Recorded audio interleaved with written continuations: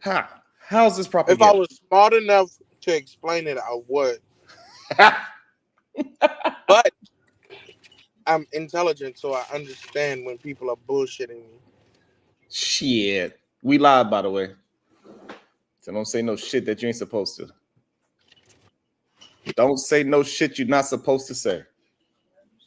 To say that Donald Trump is the one true savior of America, and that we need to vote our savior back into office.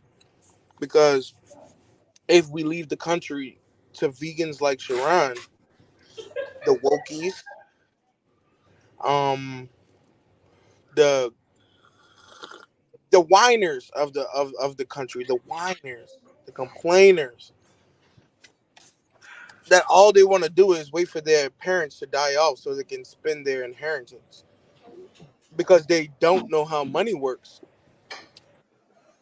And we Mm. leave this country to these people. Hold on, there's a truck passing. Then we will be doomed. And I think that most people don't know that they're doomed until they're doomed. Wow. Well, And most people are pieces of shit. damn. Trump 24. Well, more people, as long as they are into sneakers the way how they are into sneakers, Donald Trump is a man because he has the most sellingest sneakers since Kanye West. It's weird that they both Geminis and they're both the greatest sneaker sellers of all time. He sold a pair of his sneakers for $399. And then he got one pair of his sneakers that sold for $9,000. That's insane.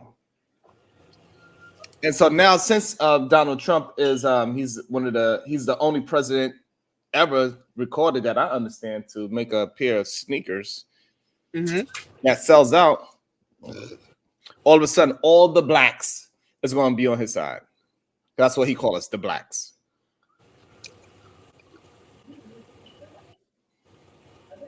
That's what's going on, Granville. I don't know. I That's don't know. what's going on. I gotta check these sneakers out. I gotta look at them. I might go buy a pair. Oh damn! You I can't buy. might dead. I might dead stock a pair. I might dead stock a pair. I You don't know. cannot buy a pair. They sold out. What do you mean you want to buy a pair? It's too late for you. They You can sold out always already. get Good aftermarket. day, Easy Money Jones. And that's what I'm trying to figure out, Easy Money Jones. What you walked into is a conversation about Donald Trump. What up, Flora? About Donald Trump selling sneakers. And now, since he is selling sneakers, Joe Biden is done because nobody want the what would we call his sneakers? 99. Nobody want the 99 Bidens. And Greva said, since Donald Trump put out sneakers, now he know that Donald Trump is absolutely for the blacks. That's a Because fact. he put out sneakers, not because of his politics, but because of his sneakers. Three And his things. influence. Three things. Blacks like. Easy Money Jones said the Crime Bill 94s. Three things blacks like. That's funny. Newport cigarettes, sneakers, and illegitimate children. Yep. What? That's three things blacks like. So what do you think about politicians use our culture to gain our votes? Do you think it's fair? Do you think it's a smart thing to do, or they just dumbing down our culture to think that all they have to do, Granville, is put some hot sauce in a bag and then go to somebody's house and eat some fried chicken. Right. That's kind of crazy to me. Why y'all letting them allow to do that? Why y'all allowing them to do that? But does that not make them more relatable? Donald Trump himself, he said, the blacks, they love me. I got indicted one time, too. I got indicted 10 times. And the blacks, they said, you know what? He is more relatable because now I understand. Because Donald Trump understands us because of indictments is why we are starting to vote for Donald Trump. Because he gets indicted, makes him somewhat of a criminal, right? Also because he got sneakers, culture. How you doing, Jamie Haynes? Also, he got baby mothers. Mm-hmm. He hang out with the rappers. He beat criminal. He beating court cases. He beating Niggas court cases. Niggas love people that beat court cases. So is the only reason why blacks is voting for Donald Trump because he is invited to the barbecue? Holy shit. No, it's because he a real nigga. Yeah, I said it.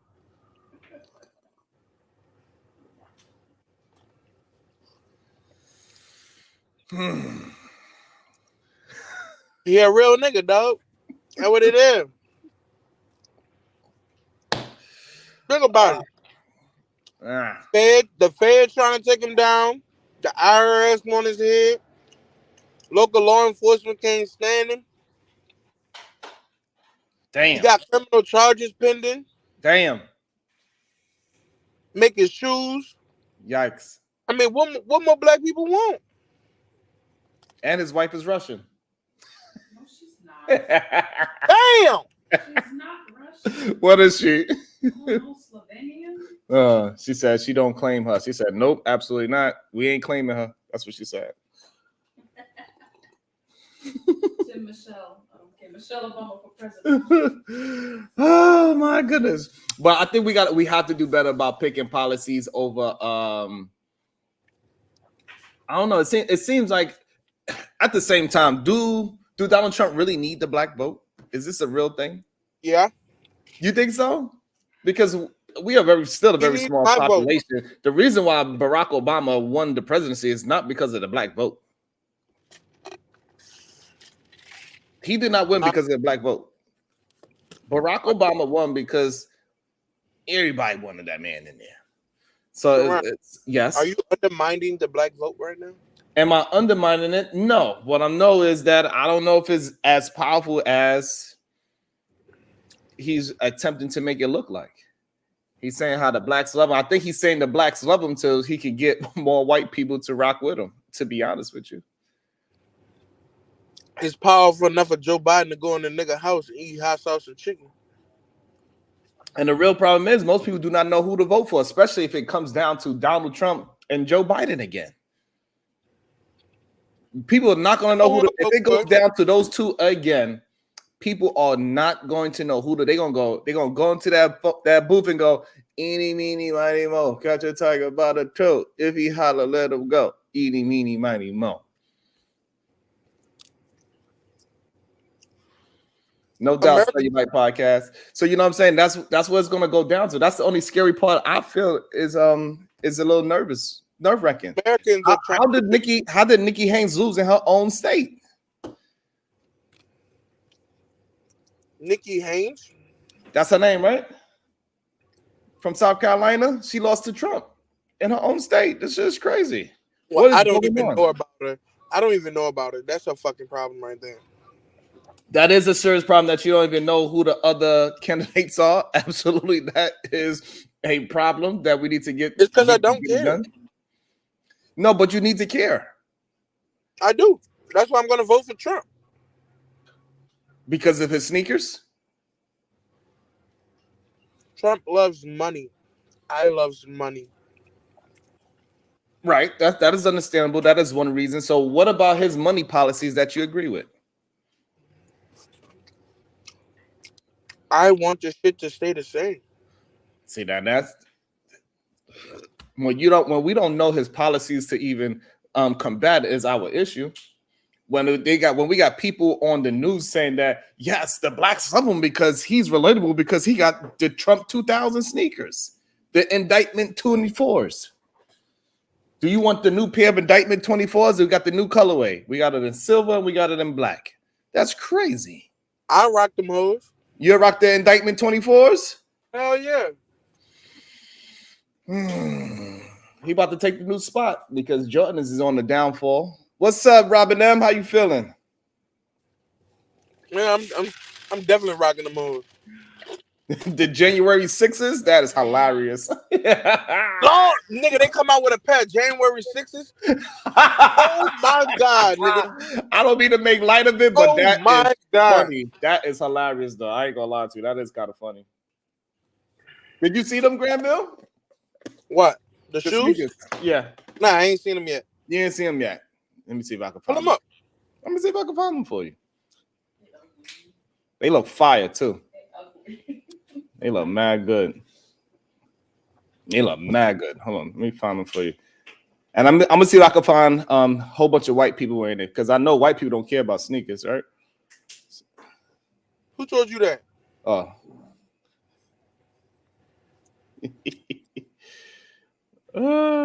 Let's see. Oh, where I'm at.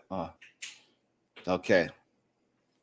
Oh, look at those. Clean, bro. For the culture. Look what he got on his chest. The culture. What's good, D-Town? Look at that. That's You gotta for the pause that bitch again. Oh no, let me see them hoes. yeah. You can't pull them up online? There they go.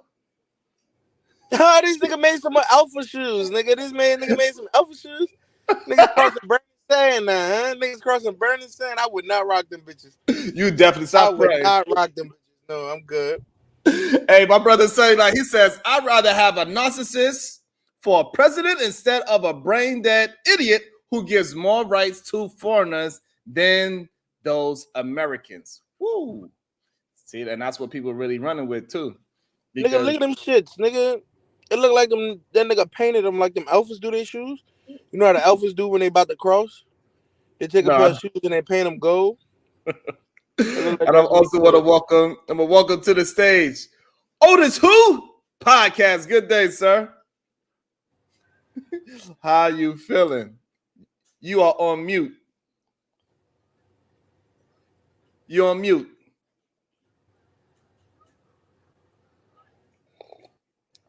You're on mute. Maybe you can't hear us. Oh, there we go. Okay, we good? There we go. We good Okay, now. I'm just running my mouth. Great day, great day. I use the M word, morning. We don't use that word. That's a demonic spell. Great day to the panel. How are you? What's going on? Good. Well, we're over here talking about Donald Trump's shoes and That's how that now, old moment he just had. He thought and he was now, talking now to that himself. he, Jesus, what's up, Zara B, all the way from across the pond. So now we are Zara's in the chat. Jesus Christ. And Granville got Tourette's early in the day, but it's okay. And so, Otis, we are talking about Donald Trump being more relatable to the blacks, how he likes to have it, because you know he looks inside the crowd, and the lights was blinding him so much he couldn't see nobody but the blacks. Is what he said. No, he didn't. He said that for real. I wish you can't make this stuff up. I wish I was making that up, but that's what the man said. Sharon, your veganism has given you like an understanding and far beyond me of painting a picture. I mean, it's so amazing how you just do it. I promise you it ain't me. That's what the man said.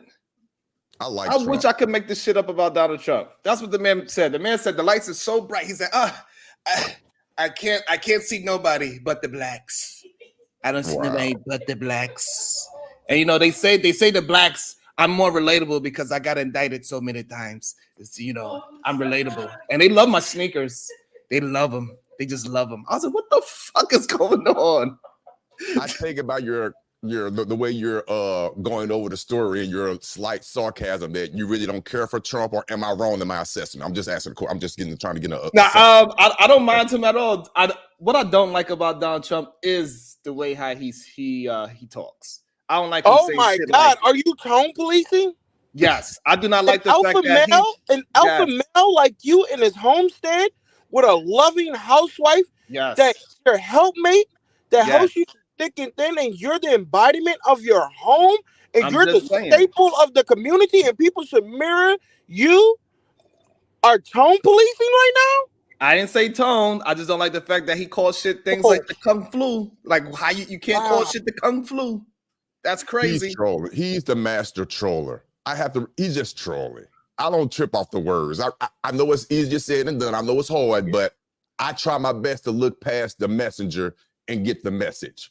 Oftentimes the messenger is a shitty messenger, but the message itself, which is hard to consume, you got to look at that. Yes, he trolls a lot. He says a lot of things I do not agree with, but the end result to me, a matter of the way you interpret it, the end results is what matters to me. But yes, his he policies was a grasped. lot. Yeah, his policies were not as bad as people as his words. His policy is actually pretty solid, to be honest.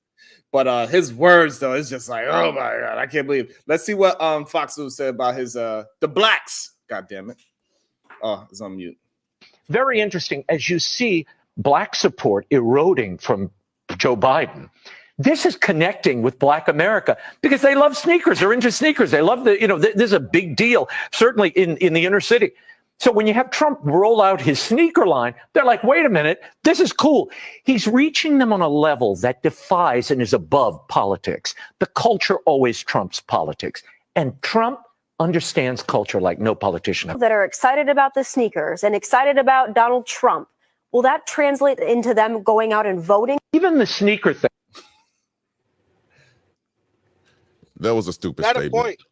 That's a valid. See, I told you it's a valid point now. Why is it a valid point? Please explain about the golden tickets. Because that's the name of the sneakers. They call it the golden ticket.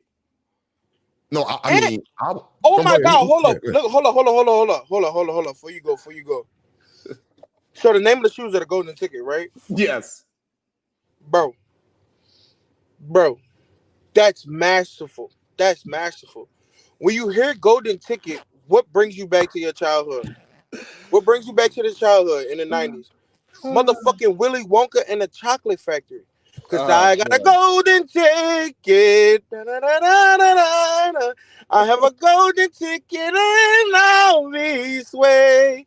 I got a golden ticket. It's a brand new day. Man, motherfucking Willie Wonka, nigga. Yes.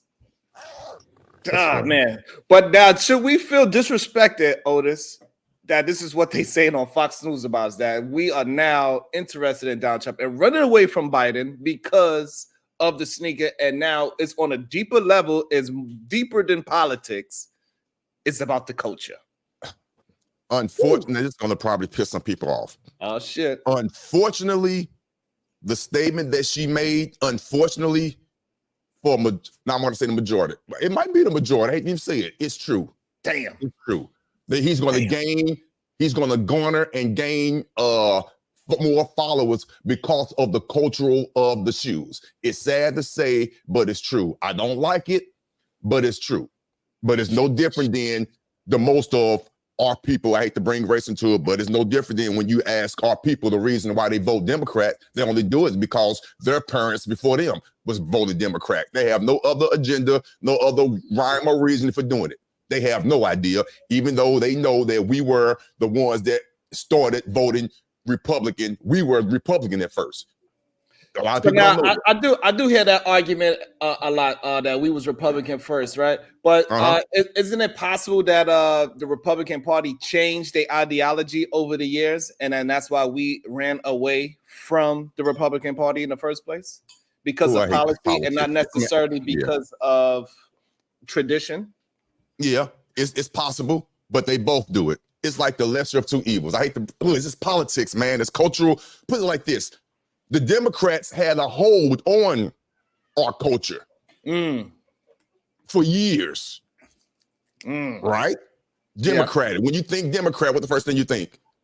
African Americans, for some strange reason. We want benefits. I hate to say it, but we want benefits as a whole. We want to be treated as everyone else. So in our mind, on the way to get that is we have to go get the government's programs, the food stamps, the whatever, all that good stuff. Whatever it is, we be the first one standing in line. Unfortunately, it's the truth. Now you tie all that in with the entertainers and whatnot. Unfortunately, the majority of our entertainers within our culture are Democrats. Think about it. They really are. So you tie all that in, the Democrats have a lock on our culture. Now that the Republicans are trying to come in and steal some of that shine, now it's a problem. That's what I don't like, but it's tit for tat. It is what it is. Sharon, could you pull up the lesser of two evils to me? In Instagram? You want me to pull that? You want me to pull that up for you? Yeah. What? Pull it up. Why you want to see these people looking like Kunta Kinte? Nah, pull it up, bro. Pull it up. Damn it! While I'm pulling this up, give me your thoughts on it first. So you have to understand that Trump made a pair of shoes, right? He just made a pair of shoes and called it the golden ticket. He wanted a pair of shoes, and people are associating the pair of shoes with the blacks. I get it, right? But it's a pair of shoes. It's marketing. He called it the golden ticket. It's marketing, right? Stole a pair of shoes. He probably needs money. He probably needs money to fundraise. So he gave back to the people for their fundraise money. But could you please pull up what I sent you? Could you please pull it up? It's an extra link. It's not through actual. Because this is a pivotal point. This is a pivotal point. But but this is a pivotal message. Congressional Democrats criticized for wearing kente cloth at event honoring George Floyd.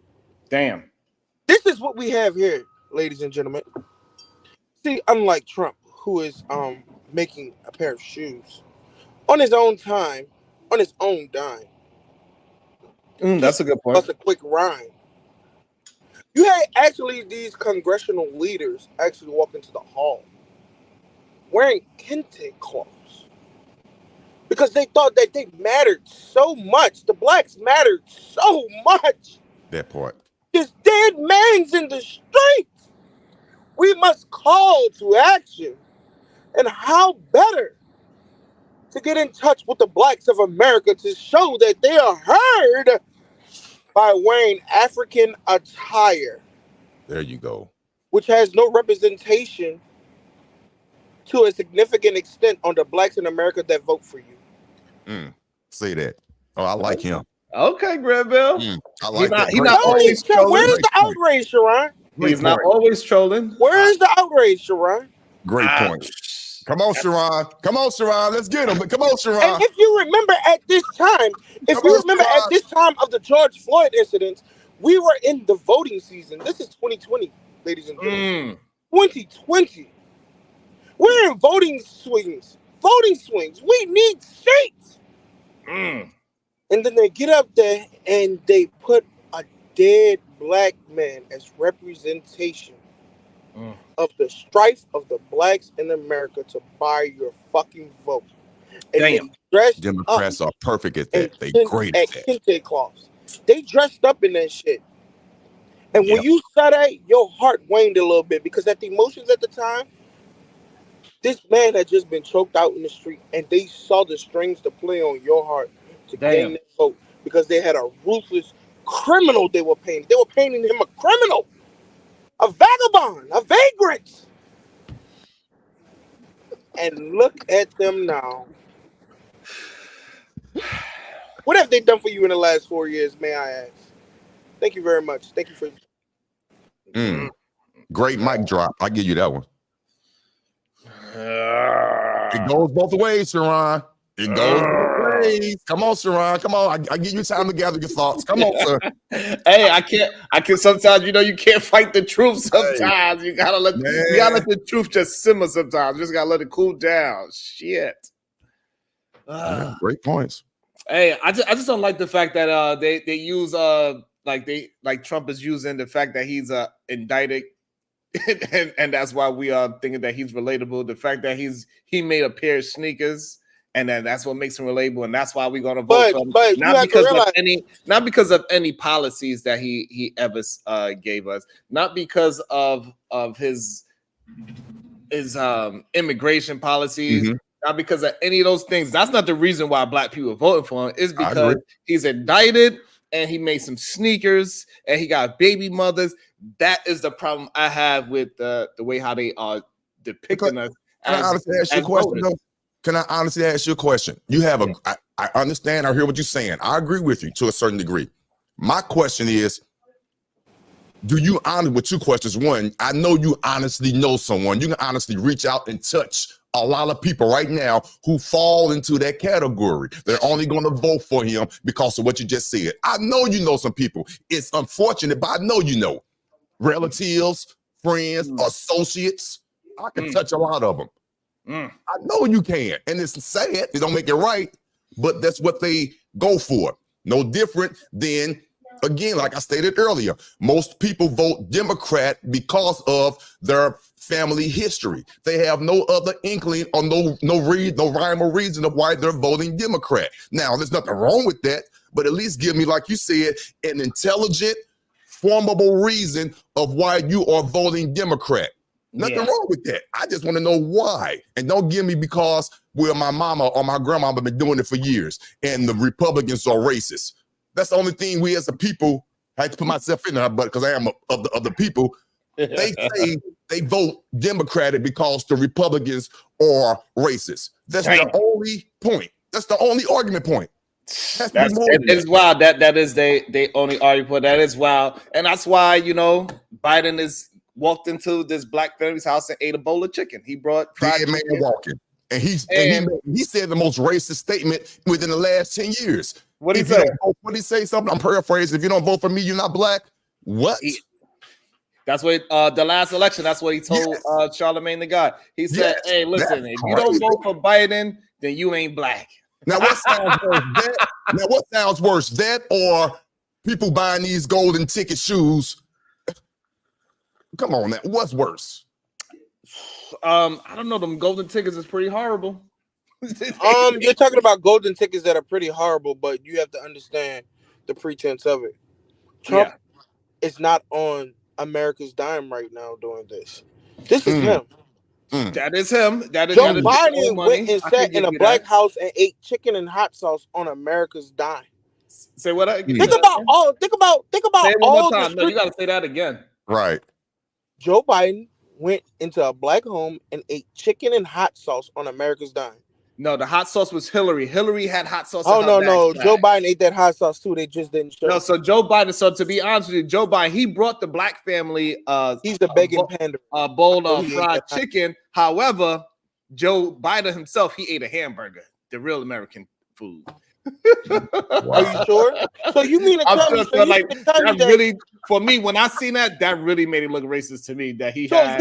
So what you telling me? Hold on, this is new information. About to be a situation.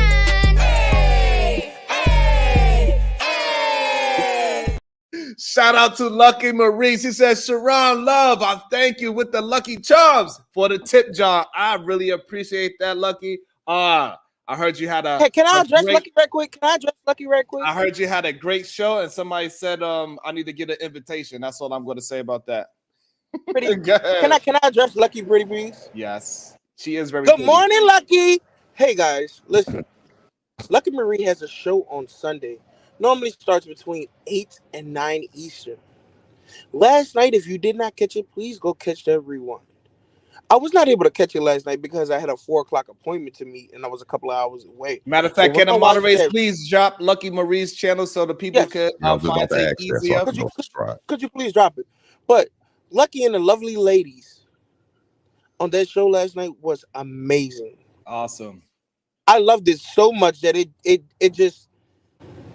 was a breath of fresh air on that last 4 hour leg early this morning when I only got about 2 hours of sleep.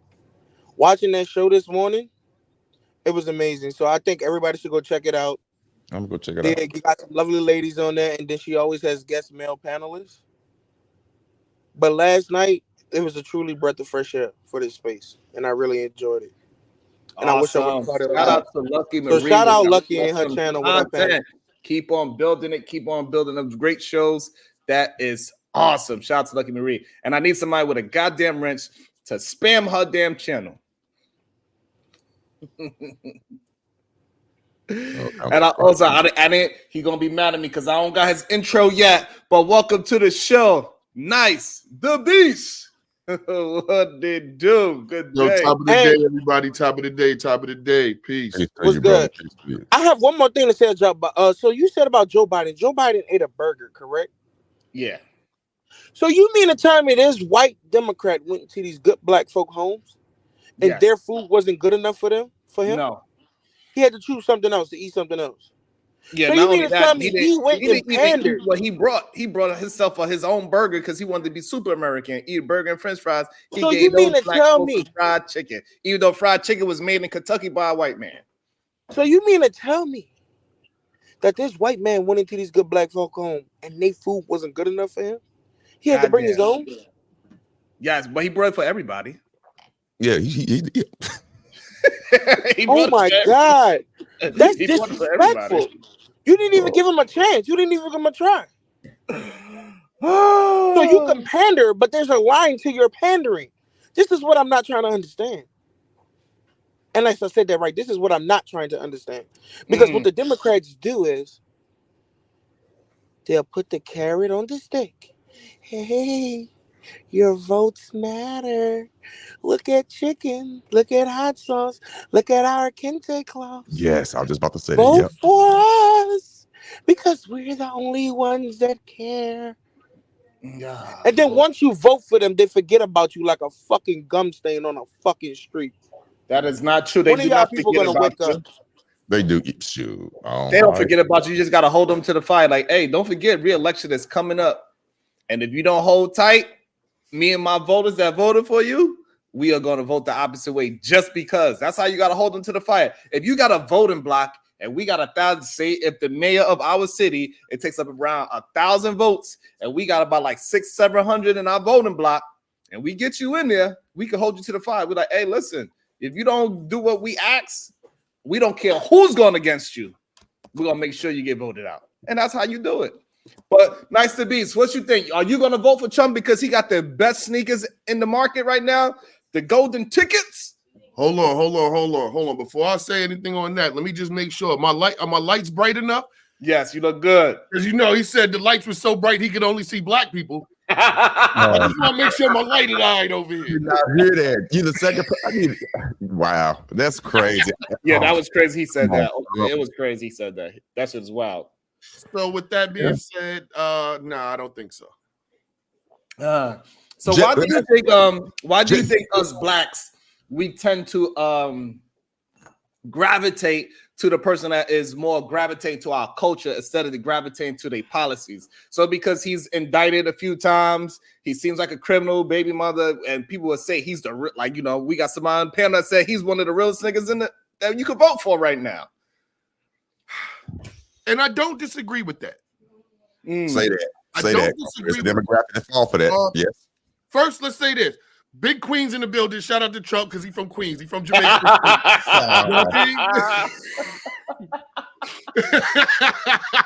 give you that one. So okay.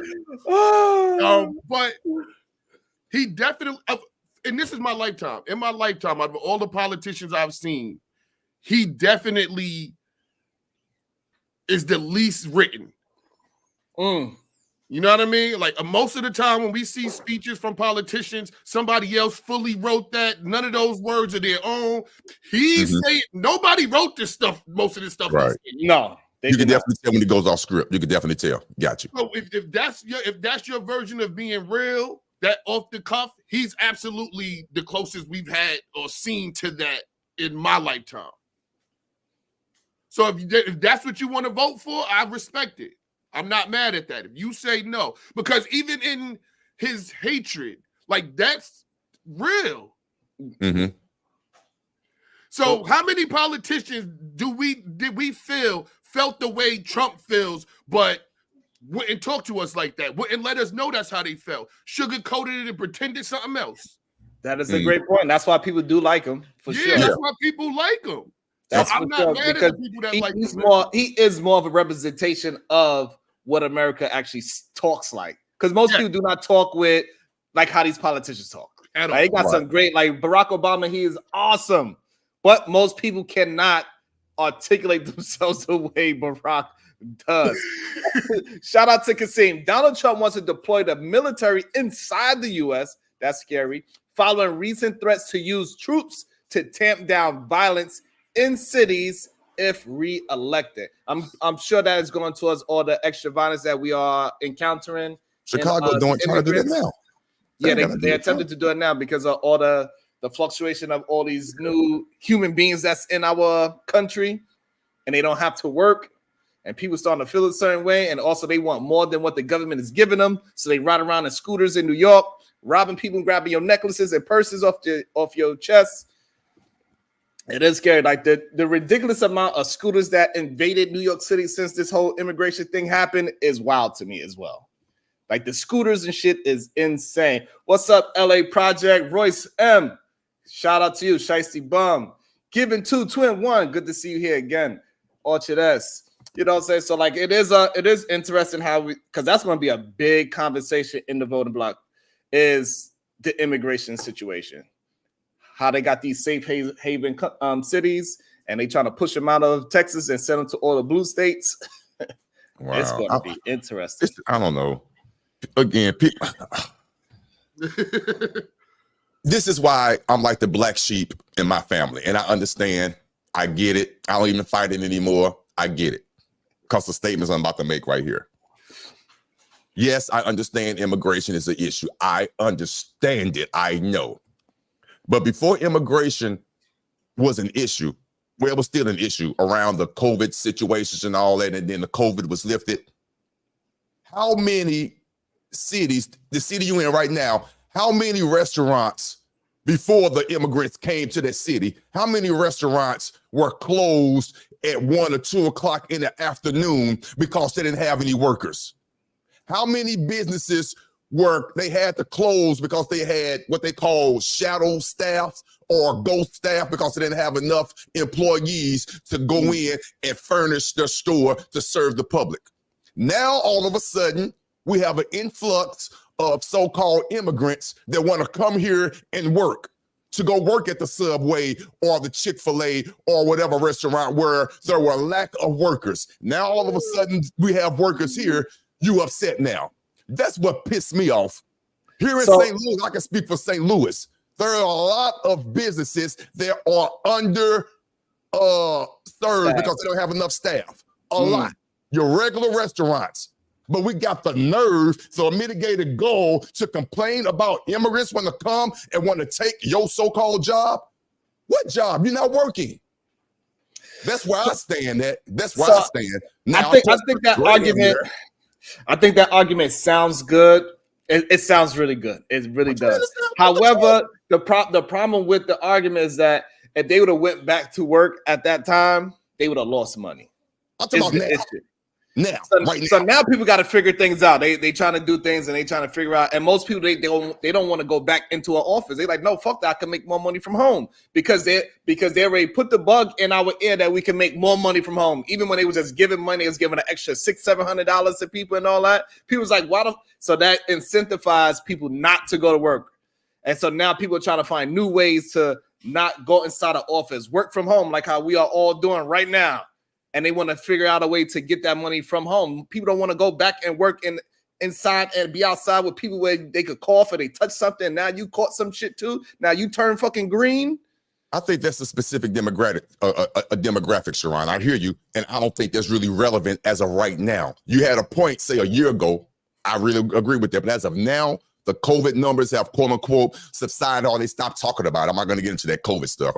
They just stopped talking about it. I just say that. They stopped talking about it. They don't say the numbers are up as high as whatnot. But all I know, if you watch my news in St. Louis, I'm pretty sure it's across this way, across the board, across the country, employment is down. I know there are businesses, there are a lack of employees because they're not coming in. That's a fact. I don't know what the reason is, but the fact is companies are understaffed. Now you have these immigrants in the cities, they want to work. They at the Home Depots, they got their backpack, they running up to the cars, they want to work. So before nights go, before nights go, but they are the problem. They are killing actually the job market. Because now since they are going to flood the job market, now they could raise the rates even lower because those people ain't going to care because they getting pennies over there. So even if they was getting $2 over here, that was a huge pay hike. So now you businesses that's making $10 billion as a Sephora, you know what they did? They just made $10 billion and they gave their staff a cookie. Literally a cookie. So that's the issue. So now people's like, nah, you gonna have to pay like you fucking way. We know y'all making money. If I don't come in your store, you ain't making money. So y'all gonna have to start trickling that money down and stop being so stubborn and say, oh, you only getting paid for the hours that you work. No, it needs to be a bigger picture. All this shit that it only goes to the CEO that barely even do 40 hours a week.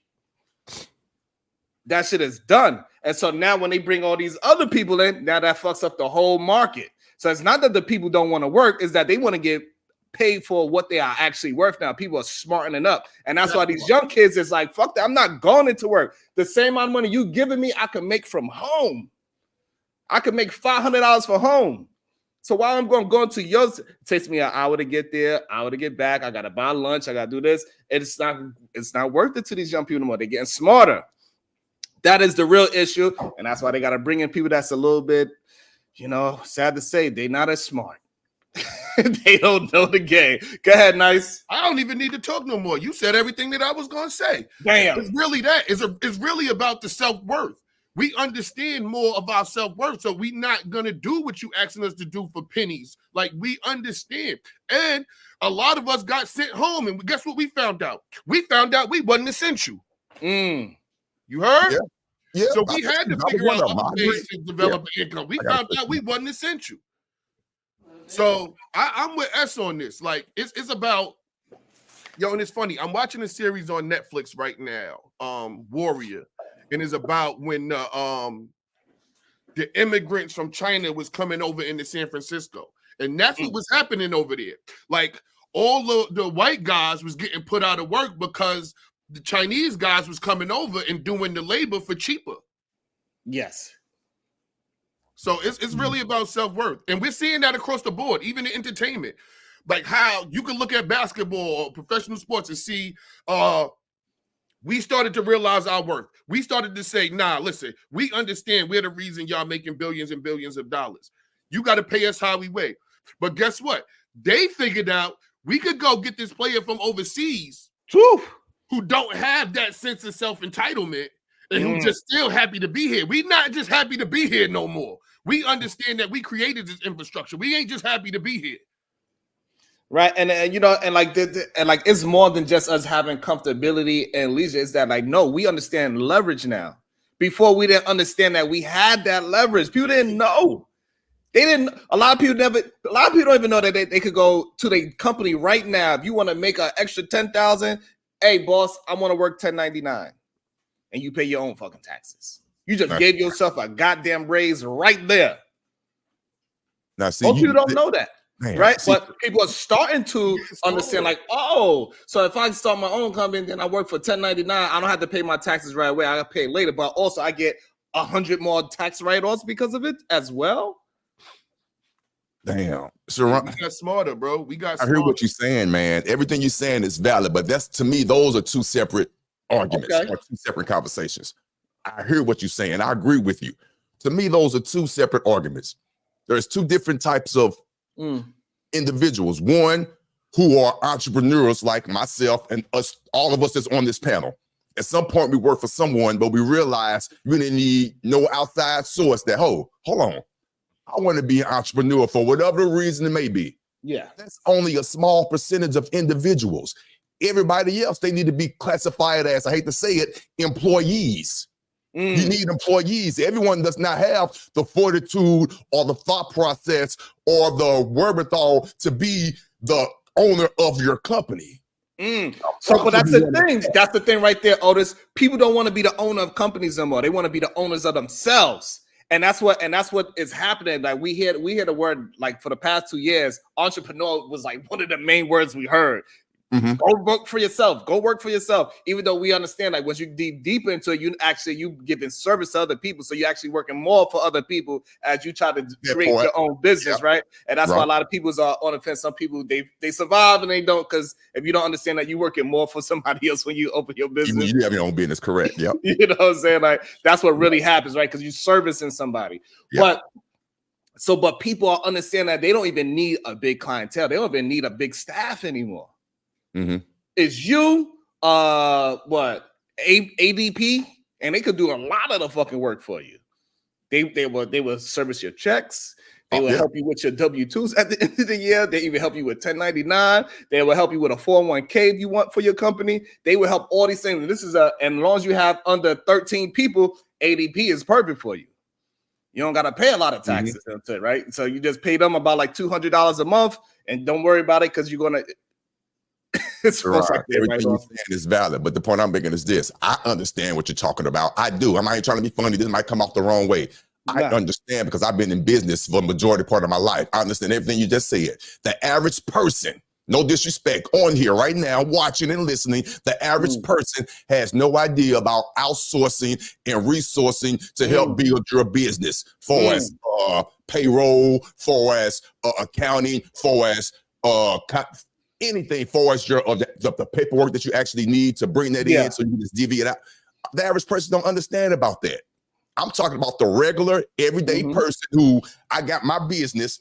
I hire John Doe. John Doe wants to come in with limited experience and all of a sudden wants to tell me how to run my business. All of a sudden wants to come to my office after a year or two and wants a raise. Excuse me? No, if you have that much fortitude, I like your attitude, I like your umph. Now you need to go get your own business because you're coming to me expecting a raise when I don't feel you're entitled to one. But I like your work ethic. Now, if you're strong enough and you feel you can do better, go out and get your own business and understand how that works with your own resourcing and things like that. That's, to me, is the difference. It's a big difference coming in trying to run a business or come in and assuming you deserve something from my business. You didn't put in their work like that. And I'm being honest. If I feel like you're deserving of it, I'll give it to you or I will lead you to the right direction. And that's just the truth about it. But the average person don't think like that, especially these younger individuals. It has nothing to do with race. The younger individuals, I'm tired of what we were talking about earlier. They feel, I hate that word, entitled. What's the minimum wage now in these restaurants? It's up there. No, not in restaurants. Is the minimum wage about what, $18 now? So still in restaurants, it's still like a different animal because they put that they put that tip wage thing on you still. So you still don't get that $20 that like if you work at McDonald's, you probably could get that $20 or whatever. Yeah, but in regular restaurants like what we talking about, it's still that But even at McDonald's, yeah, you may get that 20, but guess what? They cut their staff in half with the kiosks and all of that. So they got computers and machines doing half the work in most of these restaurants. Yo, I went to Popeyes in Louisiana. Bro, when I tell you, you don't even see a person until they hand you your food. That's the only person you see when they put your food in your hand. Absolutely. Everything else they are working their way around that goddamn human being experience. Without a doubt. Pretty soon they're going to have it where you just order it ahead and you just come pick it up. Your order's going to be ready at 10:15. Come pick it up. It's going to be that simple. And then but the younger people, they realize that they can make $500 from at home. I'm talking about young people that don't have no skill at all. They can figure out how to sell a weave, eyelashes, lip gloss, candles, fucking socks, bow ties, all these different things that they're creative about, and they can make a decent living as long as they stick to the grind. And they keep going, and they can stay in the projects where they was raised at, wait till their grandmother die, leave them the goddamn apartment building, give them the keys, and they just keep the shit going, and they doing well. That's what happens. I also want to bring a young, thoughtful human being into the conversation. Sway producing, then I'm going to go Brownsville, New York. What's up, y'all? I'm just listening for now, heard a few things, not gonna delve deep into that. I guess you guys kind of already addressed the minimum wage aspect for a server. It's not normal. When I was a server 4 or 5 years ago, you come in making $3 an hour. Right. Plus tips. Right. So, or $2. Well, it was $2 an hour. It was like $2.50, and then I got a promotion, so I was making $3.50. Yeah, talk about it. Plus tips.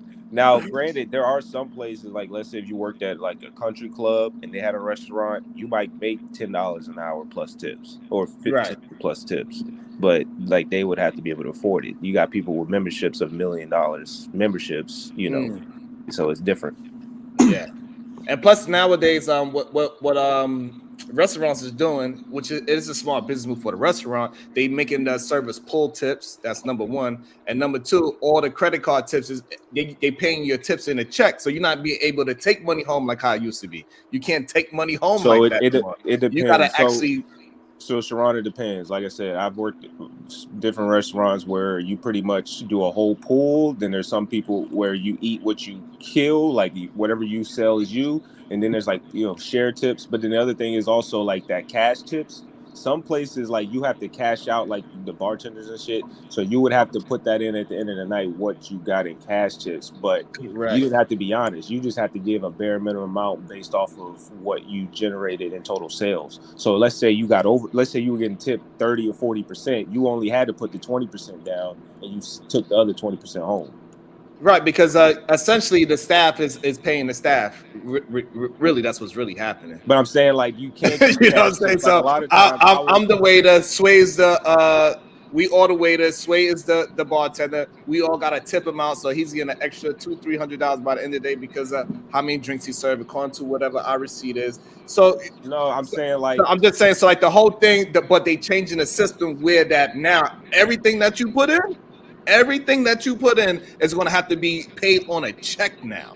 It is not as you're not going to be able to take cash home like how we used to. They are changing the laws, and the restaurants are starting to understand how to pay you in check form instead of how it is you go to work, you get a little $200-300, put that in, and you go figure out what you want to do tonight. Like They trying to slow that down. Sharon, you know why that is though, right? You know why that is though, right? Why you say that? Well, because in the system, like Sway just said, servers are required to be honest. Well, not required. The expectation is that they're being honest with what they're taking in, right? They're not reporting what they're taking in full, and then the restaurant ends up having to cut a check for them, right? And then they're paying the bulk of the taxes on that. So it's passing on the cost back to the server.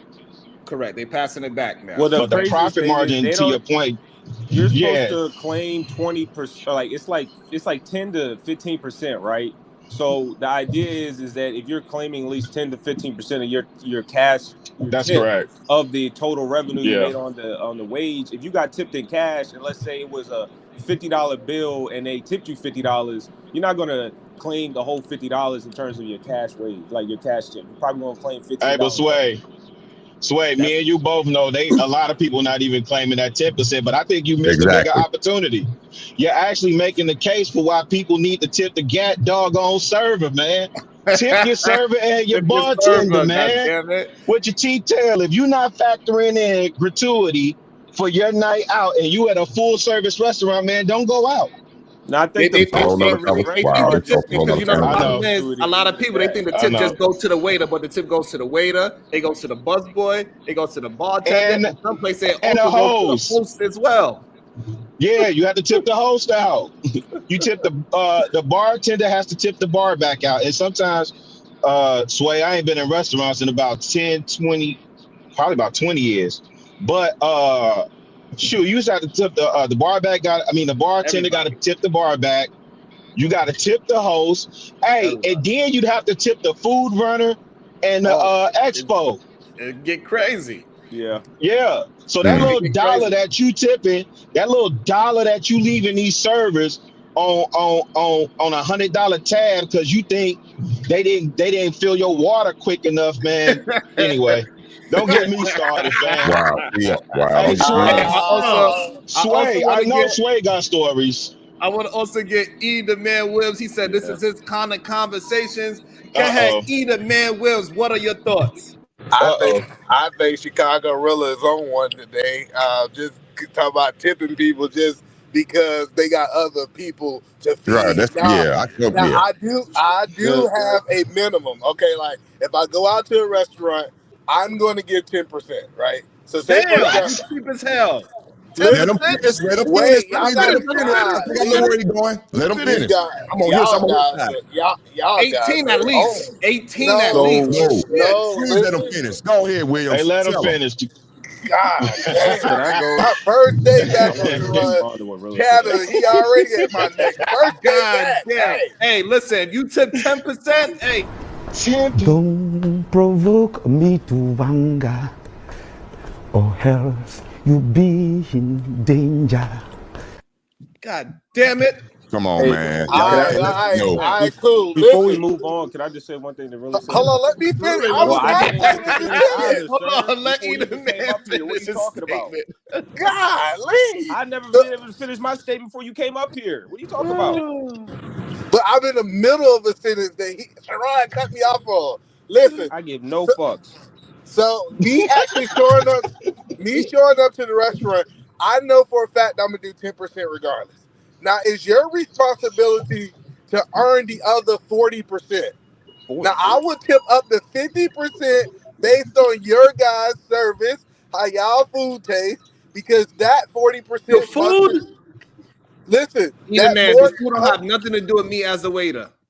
Right. listen, yes, it do. You be like, hey, I No, got hold on, such. but that's the problem, Sharon. You Is want me that to take? All right, so if when I'm your way to eat, Sharon, you want hold me on, to taste Sharon. it and see if it's to your taste? Sharon, I that's think the eat a when man just Rilla, like a this is little what I pinch wanted to more address salt because earlier, even though I don't Sharon. know, even though I don't know this man, let me see. I think I know what Sharon, his flavor is. Sharon, listen, this is what I wanted to tell Rilla earlier when he said, you know, you had your fair share of issues. I was telling him, like, more often than not, it wasn't my fault. Like, a lot of times the Right. issues came from a Right. different department, like the drink was shit, or the food was Yeah. ass, or it was Yeah. some, you know, it wasn't a server. Like, unless I fucked up their order, it wasn't my Yep. fault. Like, what the fuck? You know what I mean? Like, it had Or to you been spilled the drink on them something or I something. Yeah. rang in wrong, or I wasn't like Well, whatever. let Well, eat let a me man. tell Because you, hold Pop. on, hold on, Sway. Because eat a man think that the server knows how his tongue palate is, even though that's their first time meeting him. No, well, Go ahead, eat a man. let me tell you what I do with every server. Every server that has 10%.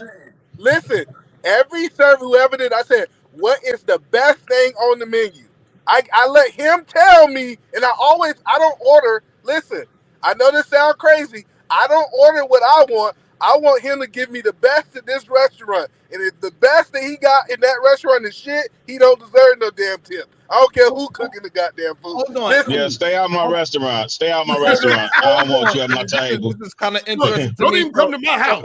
So E, Yeah, if I stay was out the my way at your restaurant. restaurant, I've been a vegan for the past 8 years, and you say what is the best thing Mm. on this menu, and I say according to my taste buds, it is the vegan burger that's made out of beets. Nah, but like, so that's Sharon, not waiters do. Sharon, let's Waiters say never tell. Listen, waiters never say that. Waiters say this is the most popular. This is like That's waiters correct. go. Yeah, they don't go by they taste buds. Hello, they The really better don't. question, though. Great point. So now, if I tell you what's the most popular, usually the most popular dish is usually not the best tasting dish. so. This is both of you are actually right. Servers will give their own personal opinion, but they will say, you know, my opinion is different than most. Like they'll give Right. caveats. It's not like they'll never say, hey, I like this more than others, but you know, it's up to you at the end of the day. You know, they'll say what's the most popular, all that shit. But the main idea is that if in terms of fucking up the food, like let's say I put in, you want a medium well burger and I put in well done. That's a Or problem. if they cooked it wrong, you know what I mean? Like that's kind of the situation where at that point they Wrong don't know food to the who to wrong blame. table. They Yeah, don't know. Yep. It's like, are you going to blame the kitchen or blame the server? At the end of the day, I don't give a fuck. So both of you are wrong because it came out wrong. Hey, Sway. No, that's not me though. See, I'm a type of person that I'm gonna send it back. I'm like, hey, my burger's not right. Oh, he the And that, one in hold the on, million. He the one in the million. And you hold know on. what? I just want to say this. I want others to get in there as well. You know what eat a man is? The server come bring the food. He's like, oh yeah. By the way, can I get mayonnaise? You're like, okay. Right. You come, you bring the mayonnaise. Oh, by the way, do you have any mustard as well? I like mustard. So you come bring the mustard. Oh, my glass. I only had like 5 ice cubes. Can I get like 3 more ice cubes, please? You're like, God damn. And then you all this goddamn running around. But hold on, but Sharon, I just want to say And this. give 10%. Comments. I really want to see how I like to see how the waiter is reacting to the problem. Like if they be like, "Hey, check this out."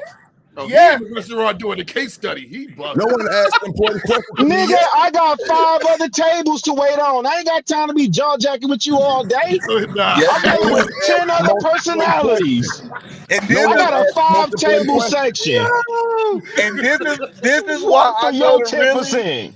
this is why I go Hey, to really nice restaurants because for some reason they still got 10 tables and I still feel like a No, they priority. don't. Damn. No, they don't. They Hey, have 3. They have 3 table sections. Those restaurants, that service was serving 3 tables. My bad, Sharon. Go ahead. I want to pass it to Otis. Hey, look, this is what Eat a Man does, right? Man, I'm finna fricassee this nigga, man. He got me Hey, turned Chicago, up. he put 20 singles on the table. Every time you do something wrong, he take a dollar bill off. hey, I like Right. that concept. Hey, but check this out. Check this Y'all out. bugging. To me, no one has asked or made a statement along this line. And I promise I do this every time. Just did it last night. Whenever I go to a restaurant, my wife and I, we sit down, the server comes to the table. The first thing I ask, I promise you, is how do you guys do your tips? Is it pooled or do you get your tips by yourself? Last night, the answer was it's pooled. So at that point, I know how I'm going to judge my tip. It can't be solely on the server. Now, if she said that I get my tips myself, now your service, your tip is going to be based on only you.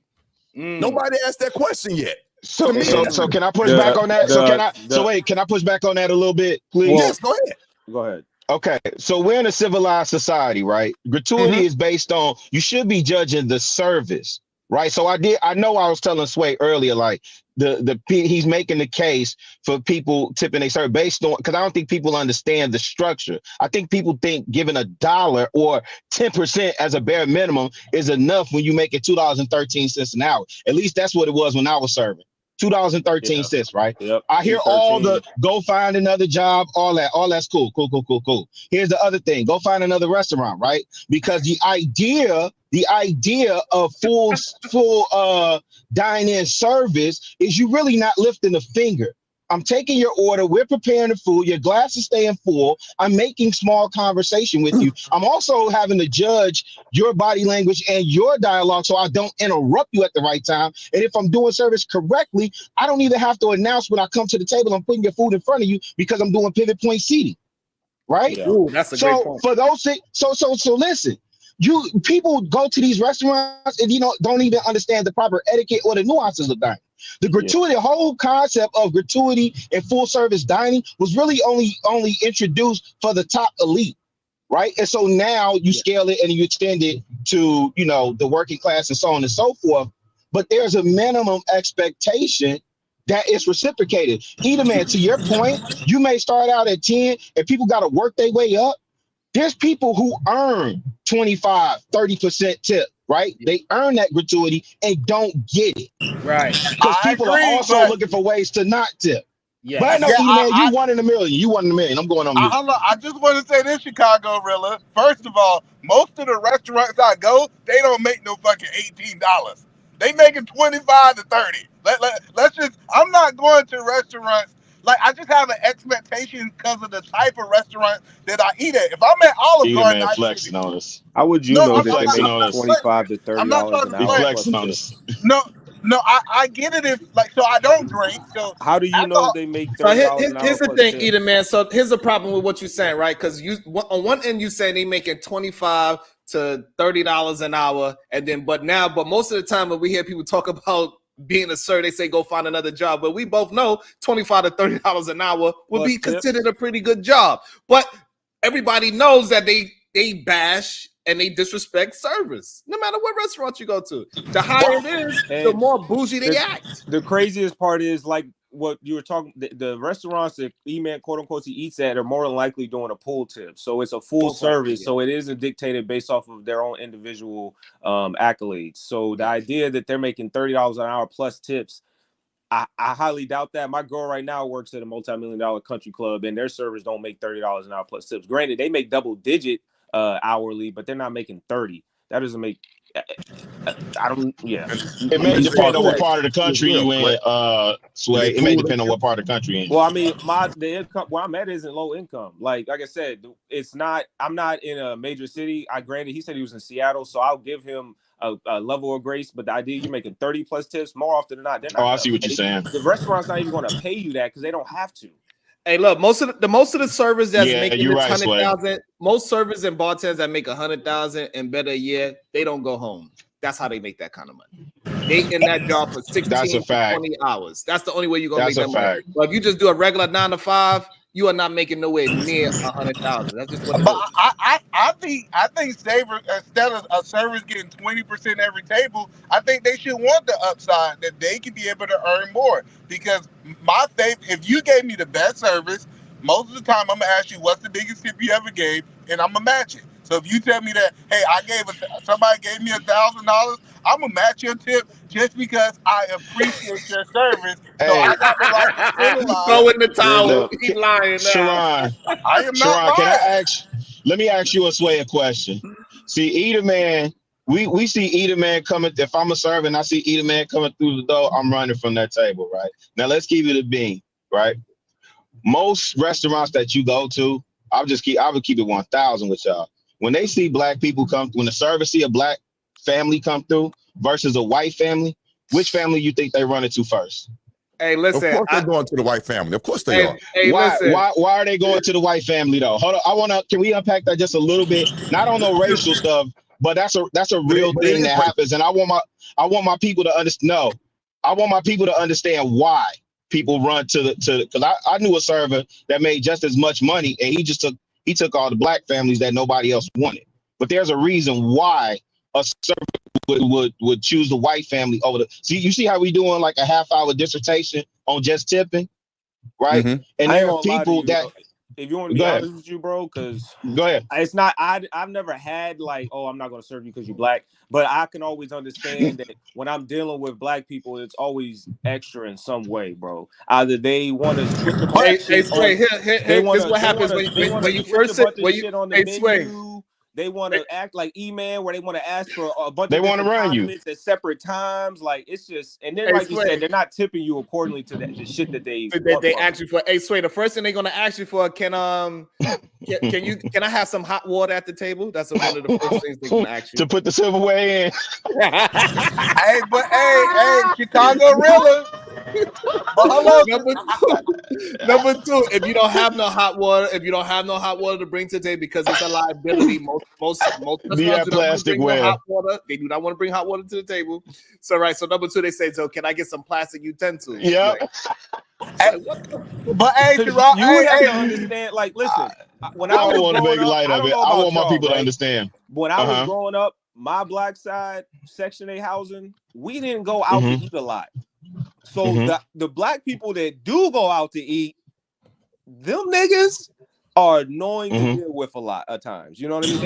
They're not very humble. They're very braggadocious. They very like, you know, I am a king, a god, a queen, serve me type energy.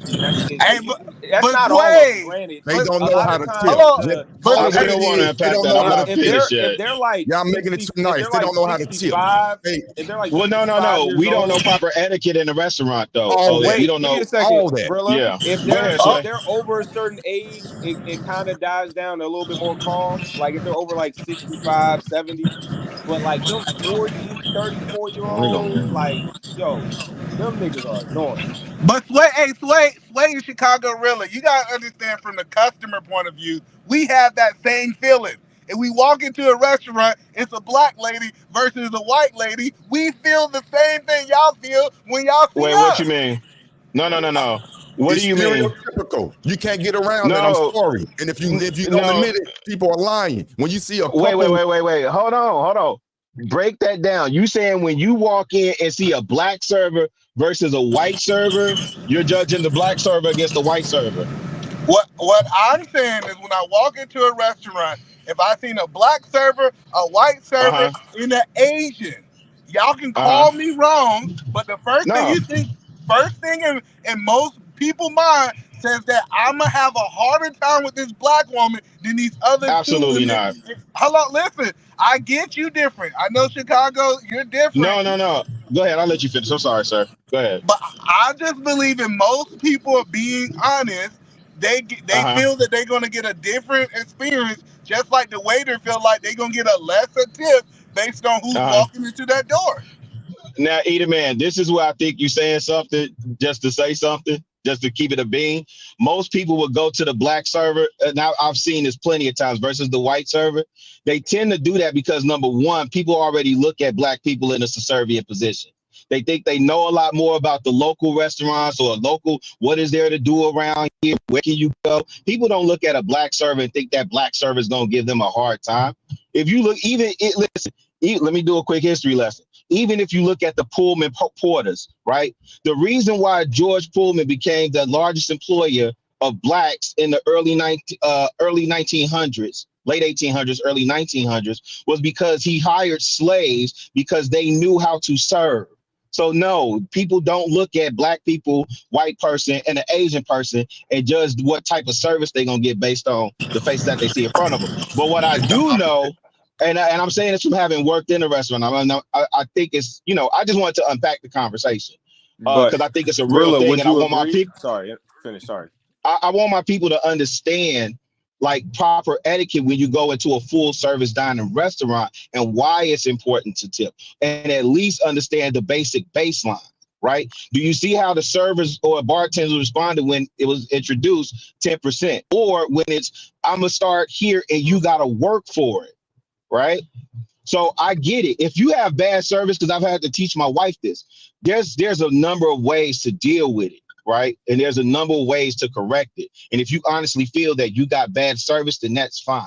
But a lot of times, and the truth of it is, a lot of us don't have proper etiquette. A lot of us don't even know salad fork from a dinner fork, from a dessert fork, right? And we go into these restaurants and we run these people ragged for $3 an hour. That's all I'm saying, fam. That's all I'm saying. We got to change that narrative that exists, and we got to change that narrative.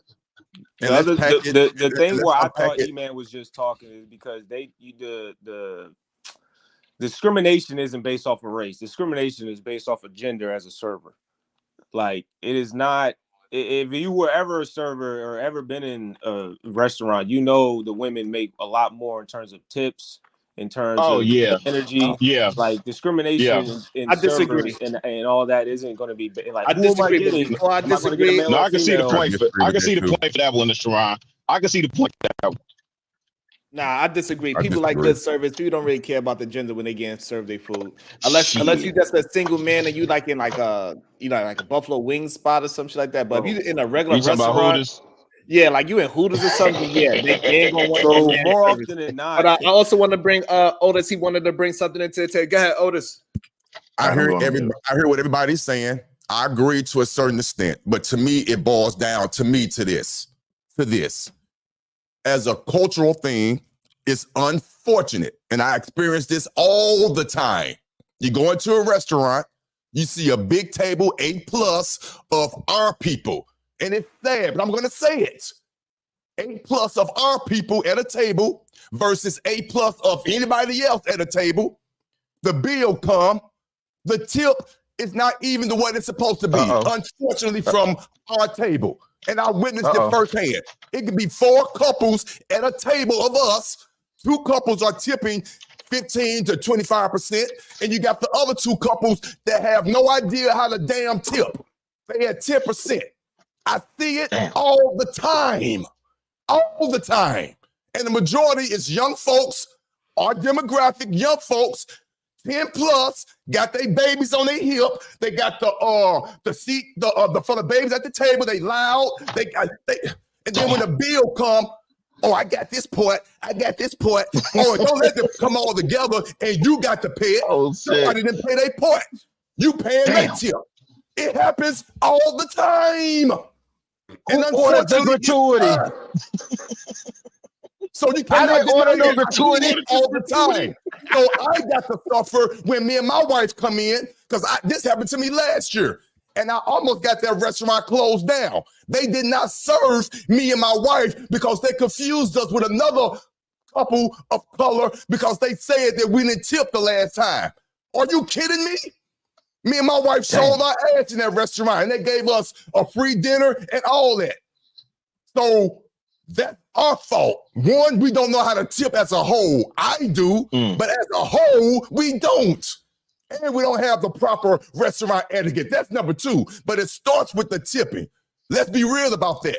Let's be real. Who know how to tip on a drink by itself? When you're sitting at the bar, are you supposed to tip 15%? Or if your beer is $8, do you just tip 2? Versus a restaurant, you sitting at a dinner and the bill is $85. You tip a minimum of 15% out the gate. I get that. And you go up from there. Again, ask the question, are these tips being pulled when you first sit down? That's how you judge your tip. I like old dog. Hold on.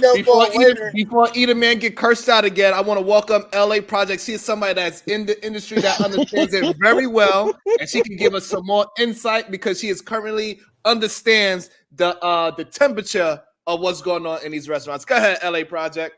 She probably understaffed too. Yes. Oh my gosh. I'm actually kind of not trying to make it all personal, but like because we were understaffed, I injured myself at work as a bartender. Yeah. So that's another thing that we have to, bring into play. But Otis, I mean, I understand what you're saying to a certain degree, but like when you are okay, like if you are being like prejudged or mistaken by somebody else, I can understand that. My mama always taught me you take your money where you're appreciated. So I wouldn't have even have trusted the food that they would even given me, even if it was free. You understand what I'm saying? Because I've already set the tone, you know. So because you just don't know. But I mean, there's just a lot that is that should be taken into consideration. I mean, there's a lot of side work. There's a lot of like Sharon said, running around, you know, a lot of prep stuff that we're doing, a lot of individual stuff, and we can't be like known. We can't be expected to know your personal preferences. I forgot about the side work. Yeah. LA, but what side work? What side work? So they know. What side We work? didn't even touch that. You gotta set things up before you even get to take on your first table. Silverware, rolling the silverware. Yeah, silverware, making sure the salt and pepper shakers are not only full but clean. It depends on what time of the day you come in. The really. sauce containers, whether it be ketchup or whatever, you got to wipe the inside so when people take the cap off, they don't see no crust. You know what I'm saying? Like it's a lot of individualized type of stuff, and it seems very like small, but it's very detailed. And Sway, do not act like the morning people, the people that come in and open the restaurant, they don't do no damn work, because everybody that closed the restaurant, they do all the goddamn work for you. So it's a mixed bag, right? Don't do that. Don't do that, Sharon. So there'll be times where even the closers will leave, closers will miss stuff, or they'll leave shit, and you will have to do that in the morning. You know what I mean? Because I pretty much closed, came mid, came in the afternoon, open. I've done it all, right? So I've experienced every position. So at that night, more often than not, you deep cleaning, floor bussing, bathroom cleaning, you know, shit like that. All the silverware that needs to be rolled and prepped. You know, and that really varies on the night. If you was booming, you had 3 to 4 back-to-back covers, and it's just rolling 400, 300. Like it's just like depending on the size of the restaurant, you know, and how many servers you got. Listen, I'm gonna tell you like you could be rolling silverware for an hour and a half. I ain't gonna lie to you. I made my bread rolling silverware. Hey, listen, I helped my friend out. I used to do that. That was one of my hustles Times Square. And listen, they knew me. Once they seen a black person, do not sit that person at my table. Do not. I tell them straight up. Oh, Sharon. They look at me like I was crazy. They's like, no. I wanted to say something about Chicago. Hey, look, the black couple would come into they're coming to the restaurant. They look at me and immediately start laughing. They like, oh man. And they ass over there. No, like I had put in the comments earlier, like I had lived in St. Thomas for a little while and worked in a restaurant there. And it was just like kind of like a reputation that the natives didn't tip very well. So the owners of these restaurants would put automatic gratuity on there just to make sure that everything kind of evened out. Oh yeah, those damn Europeans. As soon as they sit down, they have a different accent. No, get them out my damn section too. Yeah, I don't want that tip is built in. but just so, hey, Sharon, she brings up a good point. Just so people understand also, because I went somewhere in the city not too long ago, and I ordered something simple, but it was somebody's birthday or whatever. Anyway, it was automatic gratuity on there, and I had to think about exactly where I was. And then I understood, right? So when you see automatic gratuity on a check, that's to overcorrect for the fact that too many people come to that restaurant and they're not compensating the service. Now the service starting to complain. So you can't lose service and be in a position like LA Project, right? Right. You're so understaffed that as a manager, you're having to bartend. That's insane. Verla, I think that varies because I worked at a business and you couldn't do automatic unless it was over a certain amount of people. I don't know. And I couldn't remember because that happened at back-to-back places. So I couldn't remember if that was a company policy or if that was a state policy. Like you couldn't automatic gratuity unless it was over a certain amount of people. Like. Hey, so I was at what you seeing in the marketplace now. And I'm sorry, Sharon. I don't, just really quick though, because I got to get back to work in a second. Y'all got me triggered this damn morning talking about service and restaurants. Either man, I hope your ass ain't go nowhere. But Sway, what you're seeing, the market is responding. So yeah, maybe where you're at, it hasn't filtered there yet. I'm saying in the city of Chicago and I know in Atlanta, I know in New York they did that. Yeah, you're seeing regardless of party amount. It was just me and my wife at a lounge. and it's after a certain time there's a gratuity on what it don't matter. And that's wrong. Know this, that automatic, well, they overcorrecting for servers not getting tipped. Yeah. So I'm not, So like, I understand the workers of the industry, so I ain't tripping. If you're young, they'll automatic gratuity you. If you're black, they're gonna automatic gratuity you. If you look like you're not gonna tip, they're gonna automatic gratuity you. Now, if you look like you gonna tip, they not gonna put shit, and they gonna hope for the best and hope they get their extra 50%. Damn, that's true. So let me. I want to you're gonna tip more. So I want to talk to this as well as being a service. So again, like once you start being a service to human beings, you start to recognize them before they could come in. You kind of tell by they walk, they talk, how they move, the way how they move their mouth, how they talk with their hands. You can recognize. It's not even how they dress with the clothes, right? It's about how they move. You'll see, because it could be somebody coming there looking just like nice, hip hopped out, but the way how he carry himself, you're like, yeah, I want that table. And then they got another couple that comes in and they come in this motherfucker and they look like Sherry Berry. You like, I don't want that table. Or they might be regulars. Or they might be regulars and you know they tip. I don't think you're gonna get a big tip off celebrities all the time either. So like what I'm saying is that you start to recognize who people are from the gate. And it's just that it just so happened that a lot of our people that's from where they from, we recognize them from the gate, and we know it's going to be a struggle for them to tip because they're not used to going outside. You can tell by how they carry themselves that they ain't used to going out to a place. Sometimes they just walk right into the restaurant, walk right past the host, and try to sit themselves. You're like, Sharon, the overcorrection that Rilla was talking about is that you can, as a black person, Sharon, you can even look like you would tip, but they not gonna risk it. It's a little scary. And then it goes the same thing with those goddamn Europeans. That European walk inside your restaurant, you're like, God damn it. Oh, that's a good point too, yeah. You know they're going to be rude. Sharon. You know they're going to be rude. They don't know how to speak to you. Yep. You'll come up to the table, beer. The fuck you mean, beer? I said hello. I said hello, how you doing? Motherfucker, beer. All right, so what kind of beer you want? I don't know, beer. Like, motherfucker, I said, slap the hell out you right now. Oh, like, damn, Sharon, racial profiling. Damn, Sharon. You just recognize them from afar. You can see them. And, you know, and a lot of the times, another thing that people don't understand as well is 90% of the time when you first greet a table, they are greeting you back with attitude because they are hungry. Yes. And all you said was, hello, hey, how y'all doing?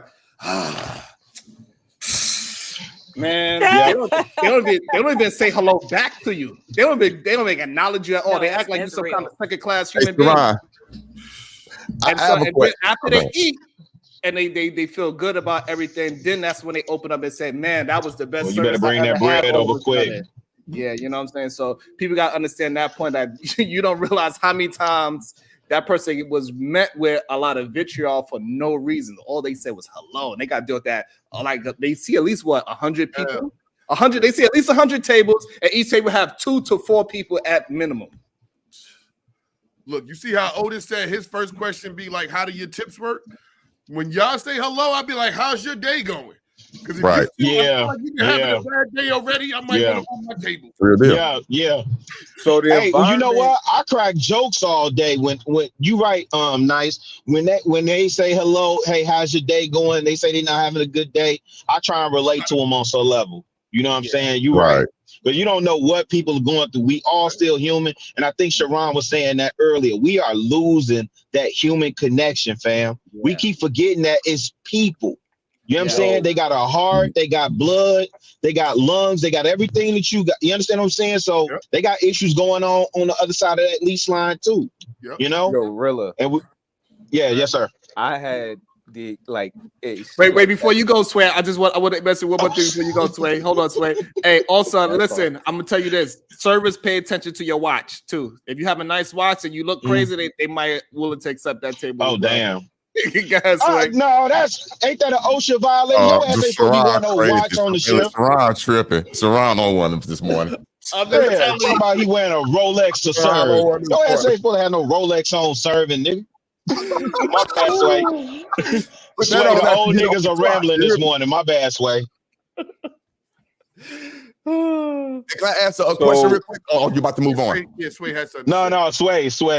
No, I was saying I had the perfect example because I went out the other night and I went out to the bar. It was like 12. So, you know, they were going to shut down soon. They usually close around 2. But I think they were closing at 1 that night, and they were starting to shut down to do what they got to do for the last hour. But like all the bartenders seemed pissed the fuck off. Like I couldn't even get a drink. Like I was saying, hey, hello. Like they was not trying to like give no service. They didn't give a fuck about nothing. I'm like, yo, my first inclination is like they're not pieces of shit. I'm like, ain't nobody tipped them, or a bunch of other people came in and be pieces of shit towards them, and now this is the bartenders I got to deal with. And so I was like trying to get a drink, and another guy came up and he was like, you know, talking to me about it and whatever. And then he started to like tap on the fucking bar like repeatedly, like aggressively, and then the bartender dude just snapped. And he was trying to snap on me. I was like, motherfucker, I don't know this dude. Don't put me up with him. And like, you're not about to yell at me for trying to get a drink, motherfucker. I'm not the bad guy here. If you want me to tip you, be a little nice to me at least. And I'm like, at the end of the day, I went into a yelling match with him for a minute because I was kind of pissed. I'm like, bro, I'm not the nigga you are yelling at. And then, but at the end of the day, he was like, if you're not going to get a drink or you can get the fuck out. I was like, nigga, shut the fuck up first. Second of all, I want to give you a tip. But if you want me to give you a tip, I'm going to need you to be cooperative and at least give me some attention and give me a fucking drink, nigga. Like, what the fuck type of shit is that? I just got here. And wait, what like, the hell? Can you enjoy your drink after that?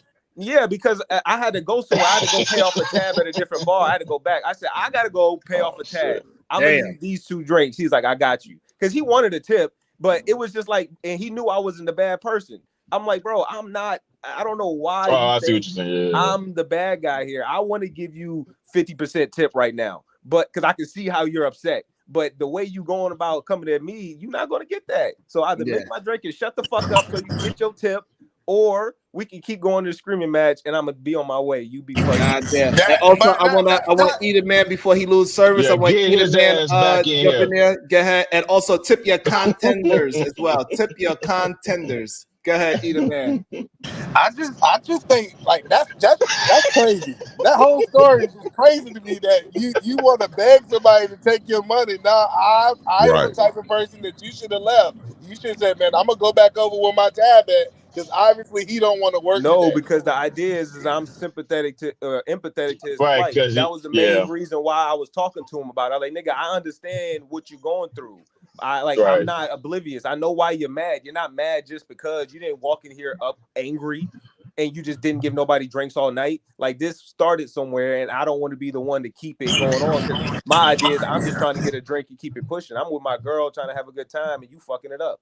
See, but wait, I think you the problem. Because the that's reason fine. You can think I'm the problem, but niggas like you are annoying as fuck to deal with. I get that. No, the whole point that I'm saying is he gave you bad service, and he still had an expectation that he was going to get a tip after I talked to him. So after you counseled with him to tell him how to do his job, I yelled at his ass, and he gave me my drinks. Damn. Hey, also, I want y'all to understand too. You know, tipping did come from like no bitch.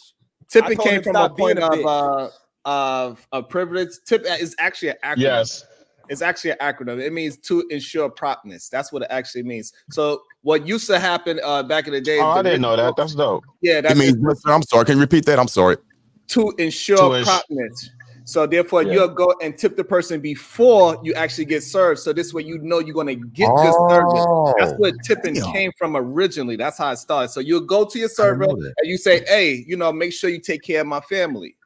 And then that's how the whole tipping thing came on. That's how you got great service. But as time went on, you know, it went the other way around. People started because people are more broke, so they tip after they get their service. Like either man, they have a like either man, they take their tip away from you as you go down the line. Yo, that's why those Italian gangsters are beloved figures. You see the Italian gangsters, they tipping everybody. They tipping the doorman, they tipping the valet, they tipping the shoe shine. They ain't asking. They ain't putting no undue stress on them folks. They selling drugs. Man, hey, Eater man sound like Black Dynamite, but Black Dynamite, I sell drugs in the community.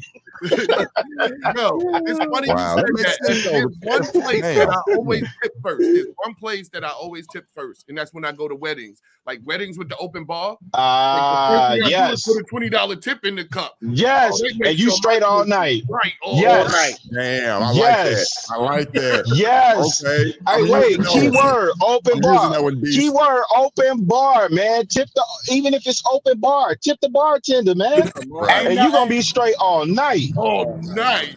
Not Another you thing eat a is, man. Not you eat a man. hold on, no, I got you. Listen, so when you go on cruises, when you go on a cruise is very busy. It is smart to actually tip them before you even get started because they will notice you with 20 people at that bar and make you a priority. I agree. Right. So now hopefully everybody we learned something today. To ensure partners, you need to tip before you get service so they understand what they're dealing with. Yeah. Go ahead, LA Project. Would you appreciate somebody just dropping 20 as soon as they sit down? Oh yeah, that'd always be nice. As long as it doesn't stop there. I'll just play it. It would depend, like I said, on the number of people, the amount of attention. Are there children that I have to look after or take care of? You know, there's certain things, but yeah, definitely it would definitely stand out in my mind in order to say, okay, this individual is kind of maybe in a hurry. He needs, like you said, priority, and he's showing that. Right. You know, so let me go ahead because, like you said, we might have 5, 6, 7 tables. You know, and it's a lot. Like I said, depending on the number of guests. Okay, are we splitting checks? Oh, this round's on me, but the next one's on him. It's a lot of stuff going on. You know, so like yeah, like we definitely. We got a rich man. We got a rich man. He gonna tell us why and we you're gonna not get shouted tipping. out the next time. Hold on, y'all. And let Kasim let y'all know how you gotta tip 75% at all times. How much? Dirty Jers in the building. Dirty Jers in the building. King of the bandits. Peace, God. What's up, Sharon? How are you guys on the panel? This is a very interesting conversation. I'm old school, right? Okay. I believe in tipping according to the service that I get. I don't believe in that 20%. I pay according to the service that I render. I have tipped 50 cents at one time, and I've also tipped $500. Right? So it really depends on the service that I get. And I think right now the culture is that just because you show up for work and you do the bare minimum, you're supposed to get paid for that. And I don't believe that. You know, when I go out drinking, like if I go to a hotel bar, you know, I'll tip. You know, I'll get I'll get an old fashioned, right? That's normally 20. I'll give her $40 and say, keep the change. I'll get another drink, give her another $40, keep the change. And then after that, all I got to do is just raise my hand and boom, they come running over. You know, she may even give me a free drink during that process. So I do believe in tipping the bartenders, like, well, particularly when you get there early and it begins to get crowded, then you just raise your hand and they come right to you and you hand you the drinks. But when it comes to the restaurant, no, I tip according to the service that I get. Sorry. Let's go. When's It sounds like money you sounds gave the same. Hold on. Money sounds When's the the same, last don't time it? you gave hold on. When's the last time you gave a 50-cent tip? Kasim? 3 weeks ago. Damn. Okay. Now wait. Okay, wait. Now describe the service.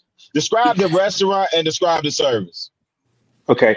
It's a restaurant that I've only been to one other time. And this was here in Brooklyn, not in Manhattan. We decided to do a special trip. It was called The Grill. And yes, they used to include the tips in the meals, but for this particular instance, I guess they didn't include it. And the woman was very haphazard. She was slow. She didn't bother coming over to our table, asking us what we needed. You know, we had to get her attention, you know, several times. And then just her attitude serving us wasn't quite well. Just her energy was quite off. And it's like, if you don't want to be to work, then why don't you just stay at home? Because all you're doing is you're disservicing the reputation. You're disservicing what the client experience is, right? Because if I was so mad, I could have went on Yelp and wrote a horrible review, right, for that service. And at the end of the day, I got the bill, which was, what was it, $170 something. I just put a little 50-cent tip on there. Damn. And I called Hey, Uber. I listen. called Uber Black, and me and my baby girl, we rolled out and came home. Hey, listen. But you got to ask the famous question. No, what was the race of your raider? She was black. Okay. No, but also hold on, Edith, man. The only problem man. that you miss is that he was in a Don't go there. Caribbean. He was in a Caribbean No, that's restaurant, fair. and this is how Caribbean people this is how they treat you there. They are slow moving. This is part of their culture. That's their culture. She thinks she gave great service. That's the problem. But number two, I remember one time somebody tried to tip me $1. I gave that $1 back. I ran out the restaurant. I said, "Oh, look, you forgot your change, sir." He said, "No, that's a tip." I said, "No, clearly you need this more than I needed. Take your goddamn $1 back." I would have taken it, put it back in my pocket. I would have taken it, put it back in my pocket, and you'd have seen me rolling my Uber Black out of there. Kasim, do you agree with Sharon's assessment of Caribbean culture and service? Yes. Okay, what's the other time you tipped 50% before this for the last 3 weeks? Because I don't take you for a cheap type dude. No, I'm not cheap, man. I'm just old school.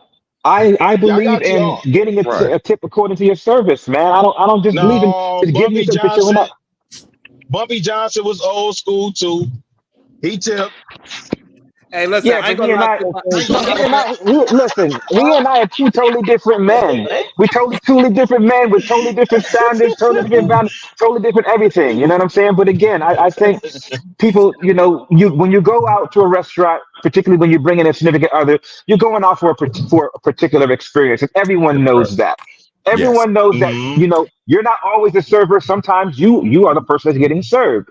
And I'm just a big believer in getting the experience that you got, and you passing that on to your other individuals. Like when I go out shopping and things like that, I look at the service that I'm getting, and then when I go back to my job, I tell the service that I got, like, hey, I'm over at this store, they gave me amazing service. You guys need to do X, Y, and Z. And I think if you remain competitive in that way of improving the service that you got, then the service industry could be much, much better.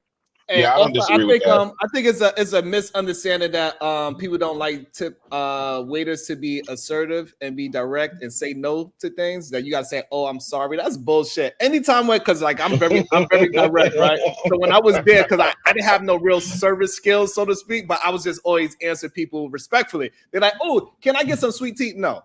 They like, "Excuse me?" Yeah, we don't serve that here. Where do you think you are? This is New York. We are not down south. They're like, "Oh, well," and then we have a whole conversation. And usually the times when I was being very assertive, that's when I got the best tips, which was always the weirdest. When I first started and they were trying to tell me to be not myself and be polite, it didn't work for me. Me being so-called rude, that's when I got my goddamn tip. They like, "Man, I love how assertive you are," because I was gonna there was a restaurant based on that model of being rude. I forget what's the name of it. They had the last one in Nashville. They like, so I don't know if we can say it on here. Listen, I'm like, look, I'm like, "Are y'all ready to order?" Yeah, so I was thinking about, I'm not sure. I said, "So clearly you're not ready to order. I'll be back in 2 minutes." Damn. I ain't got time for it. Would you at least say that with a smile? Nope. No, that's he serious. didn't. Because That I didn't want nigga them to from think New I was York, playing man. around. I was like, "Hey, so clearly you're not ready. I'll be back in 2 minutes." That nigga thought he was the Rakim of service. Talking about he ain't no joke. That nigga thought he was Rakim. Hey. But you know what though? It's funny he say that. I'm pretty sure it's probably not at all restaurants. There is at least one server that could get away with that because that's truly his or her personality. I know it don't happen often, but I can see you getting away with that. I'm pretty sure there was nobody else in that restaurant like you, correct? That's what I'm saying. Hey, Otis, he wouldn't have got no damn tip. Y'all trying to justify that badass service? I ain't trying to no. I wouldn't This do is- it. Hell no. I had a question, even in the chat, because I hear very strong, like, from Mr. Otis and from either man when it comes to, like, you got to show me what you got when it comes to this service.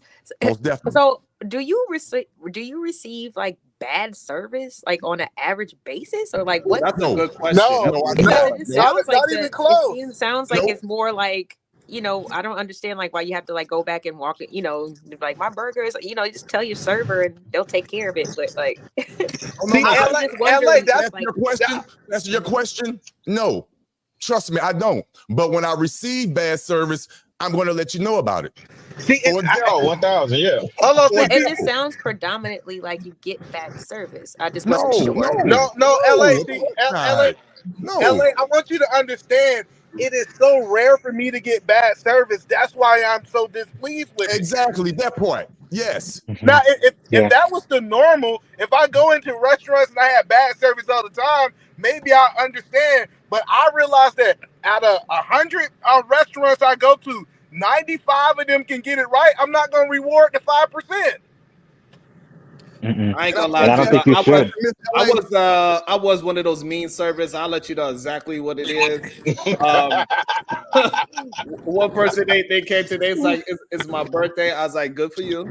It's nice to know. Hey, Sharon, can I please? Was you the head server? Yo, X, I would have tripped you. I'd have waited till you came with the biggest tray and I'd have tripped the shit out. Hey, Sharon, can I ask LA Project a question, please? Yes, go ahead. Yes, please. Okay, let me ask you a quick question. This happened, of course, this weekend. We at a restaurant. We ordered our appetizer. Another couple came in right behind us, sat right next to us. They ordered the same appetizer. Minutes go by. We're drinking our drink. The couple that came in behind us, they got their appetizer before we got ours. So in that situation, and it's the same appetizer, clearly, what would you do in that situation? Me being the person that felt negated, felt rejected. I'm not going to say it was race, even though it was a white couple and the restaurant was predominantly white and it wasn't too many of us in there. And to have us skipped over by another couple that got the same appetizer, it just happened Friday. Would you tip in that situation? And what explanation would be acceptable? If there is an explanation that is acceptable. They just mixed up the tables. The runners. Yeah, was it the runner that served it, or was it the server that dropped it? I don't know. If it was the runner, then the runner probably was ass and didn't know the right table number. Yeah, that's what it probably was. Yeah, I mean, and also, you know what I would like to say too about the tipping as well. I noticed this as well when I was working in the thing. Yeah, I thought you were going to answer, Lauren. Black people tip me the most is when they see me have an attitude, the same attitude with them, and I had the same attitude with a white person right next to them. They loved it. If some white person kind of say something and I check their ass, they look back, they look at me like, who's this nigga on the mask? Look at this nigga. Sharon, you having way too much fun with this shit, man. I know you just get off on cussing folk out, man. Can I respond to Otis? When those black folks seen that I didn't code switch, like I gave the same exact service, and they seen that it wasn't a race-based thing, that this is just how I served, and I didn't code switch, they absolutely loved it. They'd be like, they whispered to me, man, the way how you talk I ain't never seen nobody talk like that. I'm like, y'all crazy as hell. So hey, you gotta be consistent, because the people that are you serving, they recognize that you gave better service to one table versus another. So if I'm at my table and I recognize you're giving a better service to that other customer, I feel a certain way, and that's going to affect your tip as well, is what I was trying to say. I know LA Project, she wanted to respond. Yeah, what LA Project was going to say to my response, to my answer. Yeah, I mean, again, like I was, saying earlier, like, I was taught just to take your money where you're appreciated. So me personally, I've gotten a bad, vibe or a bad attitude from a waitress after just ordering a sweet tea. Sorry, Sharon, I live in the South. But after getting my sweet tea, and I didn't like her attitude, so I paid for my drink and we would leave. Me and the kids, we out. You know what I'm saying? So if you choose to stay, then it's like, yeah. But there's things that could happen, because I've been a server for many years. It's a mental Rolodex sometimes, and I could have put in the other person's order before. Oh crap, I forgot to put in their order, and so yours is put in after, because I just simply forgot. Me as a server, I always try to communicate as much as possible. I don't tell on myself, but I will come up with I'm sorry, the kitchen's a little backed up right now, but I just checked on your order. It's going to be about 5 extra minutes. Okay. You know what I'm saying? Something like that. And then, And it So goes a long I way. got a question for And it LA goes a long Project. way. and also as a And server, then you eat know, a man when tip you you have a 50 when you cent. have a Caucasian table, you That's know why I to want my bring tips. extra mayonnaise when they order French fries, and that's how they eat their French fries. So you just gotta know this, so you don't get axed again. I'm just saying. Right. I know you want extra Shit. sauce. I already know that. I might ask you after I know what you ordered. Okay, do we need any extra condiments on the side? I'm bringing your silverware. I'm bringing all that stuff out before the food even gets there. Like, I don't know. I'm just detail oriented like that. So I got a question for LA Project. Wait, before you answer, Chris, I want to address the super chat. About to be a situation. Hey, hey, hey. Shout out to Chicago. He says productive build. I appreciate you, Chicago Rilla. Eda Man Williams. He says, LOL, the average person don't have a business. We are talking about money today. My type of conversation. Eda Man as well. Shout out to Christopher J for being a member for the month. Shout out to Tony Golden. Convo so much better since you divestment. Keep going. I don't know what he's talking about. Oh, yeah, do you? Next level, moving forward. A tip when I'm first seated, and if the service is great, I tip again. Tip your server. Talk to your server. Shout out to the panel. Salute Sharon SBG. Thank you. I appreciate you so much. Shout out to Missy T. Thank you, girl. About to be a situation. Hey, hey, hey. Shout out to Brownsville, New York. He says a tip based upon energy, spirit, and friendliness of the server. If your spirit is correct and you're friendly to me, big tip. If you're not, you will get the bare minimum. Peace and love. Shout out to Carl Anderson. He says, black men don't like dealing with black women. Black women don't like dealing with black men. Circle of dysfunction. We weren't born this way. I don't know where Damn, that Carl Anderson. I don't know about that one. I also want to welcome Damien to the conversation, and we just gonna keep on talking. Go ahead, Damien. We're gonna switch up topics in a few. Hey, what's up, brothers? It's good to have y'all having a good conversation up here. What's up, Kasim, Sharon? What's up, man? What's good with you?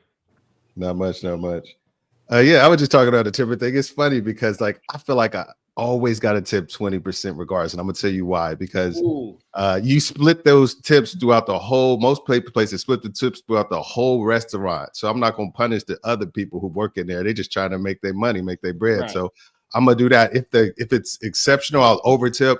Like Kasim, I'll always give a little bit more, but I always got to give the 20%. And another thing, my real talk, my black guilt start to creep in a little bit, where it's just like I feel like I gotta make up for the brothers and sisters who get there and don't tip. Facts. So anytime, because sometimes I go to restaurants where you don't see a lot of people that look like us up in there. And I don't want them to think anytime a brother come in and be like, oh, he ain't gonna tip shit. He ain't gonna don't worry about him. Don't go over and above for him. You ain't got to worry about that. Just give him the bare minimum. And I feel like I'm trying to set the stage for the next brother to get that same level of consideration as anybody else. So yeah, so it's just a thing that I've been doing for a while. Unfortunate, but there's that part. I feel the same way. Damn, I echo the same sentiments. It's unfortunate that you feel that way, but yeah. Yeah, especially in those situations where people they don't see us because I'm already getting prejudged walking in the door. Exactly. I feel like, damn, I don't want this to. I'm trying to lay the groundwork for the next brother so he could just have a real good experience and he ain't got to deal with that. Yeah, I don't believe in that community stuff. Either man saying screw that. Yeah, I'm gonna be different at a restaurant anyways, so you gonna notice me, and I don't care about the next black man because that's his responsibility to earn his own way. Like that's crazy to me. But I got a question for LA Project. So hey LA, my question is, we know that waiters prejudge. What are some of the prejudging things that happen when a couple or individual walk into a restaurant? What are some of the prejudging things about people who come into restaurants? Yeah. So like, say when you have groups of people or different types of people come into a relationship from a waiter point of view, and I know you might not do this, but what are some of the things that you think waiters prejudge while people are coming to the restaurant before they get served? Well, I mean, from the comments that I've heard from like my other coworkers and stuff, it seems like it's more off of prior experience. You know, like just having certain people having reputations like, oh, I've seen them before. They always do this or they always do that. I don't see any type of general like, oh, this person is a certain race or whatever, so we're not going. I usually work in more Black owned establishments. I live in Atlanta, so it's not really like everybody's just like, hey, you know, like it doesn't matter. And me personally, I'm trying not to speak personally, but when I see from like I said, from my coworkers and things like that, it's more because of a reputation. If this person is a regular and they're known to come in here and do certain or be of certain behavior or have certain tendencies, then that's when I'll see the eye rolling. I'll hear the negative comments. But normally they just like, okay, like, well, I got a new table. I'll be right back. You know, like just going through the motions. It's not anything that I hear behind the scenes that's like a pre-notion of anybody prior, unless they know them, you know, from experience. Hey, LA, I lived in Atlanta for 20 years. I worked at ESPN Zone. I worked at Fridays. I worked at Copeland's. Worked at Rockies. Worked at all them shits. You look at, and I did. If it was us, though, they was prejudged. But it was the same with white folk. They was prejudged as if you was gonna get better tips from them a lot of times. Then you looking at how they dress. You listening for how they talk. Okay. Looking at if they got a gang of tattoos. You look at I'm saying for my experience, to Eda Man's question. Yeah. You looking for if they got basic restaurant etiquette, especially if you've ever worked in full dining and you've worked like white glove service. You're looking for people who got basic etiquette because they know how to tip. They know what the expectation is. I understand what you're saying, but also in Atlanta, the places that you named were, you know, corporations. You know, ESPN Zone was a multi-level, center full of games, interactive things, food, and everything else. I'm talking about brick and mortar, standalone Black businesses, mostly on Peter Street. I know what you're saying. Yeah, the M bars. Oh, yeah. So you know, it's kind of a little bit different. I don't. Oh have shit, that. You've been over there for a minute too, then, huh? Yes, sir. Right. So it's just a different feeling. I understand what you're saying, but when I did get into fine dining and had to wear the long apron and the button-down shirt with the tie and everything, I treat everybody with grace, because you here. You know, I'm going to give you the same glass. I'm going to give you the same service because you're here and you know what. Hopefully, you know what these plates cost, and you know what to expect from the service. And I'm going to give you the same service. Hey, so, listen, hey, Sharon, I'm about to drop down, fam. But hey, just to put a button on her point, Eda Man, to her point, she's right. So on Peter Street in Castleberry Hill, those are all Black-owned establishments over there. So there is no real prejudging when they come through the door. It's pretty much the same audience. You really don't know until you get to the table. You could be servicing somebody that's from the neighborhood, or you could be serving a celebrity, or you could be serving a lawyer, a doctor, and they're all. My experience is that they all dress and look the same when they come through the door. So she's right on that. Exactly. Yeah. Listen, when I go to Atlanta, I haven't been there a long time, but I ain't leave Little 5 Points. I just stayed right there. Shit. I love Little 5. Oh shit, yes. Vortex, yes. Seven-Nanda? Did you go to Seven-Nanda? Oh shit, Sharon? yeah. I just stayed my ass there because I had store where you can get your grains and like scoop it out and everything. Yeah, because I had bought a house. I had bought a house over there and fixed it up. It was a historic house, so I had to stay over there for a pretty long time because it was a historic. So I had to deal with. Oh yeah, that's a beautiful area. It's worth a lot now. Yeah, I think Atlanta is not a reflection of the country, right? Me being from there, I thought everybody did things like the South until I started going to the West Coast. Like the worst service I ever had was in California, right? Damn, Damien. So it's just one of those things that I think that, especially being in the South, can actually, because South have a Southern hospitality that's different from anywhere else in the world.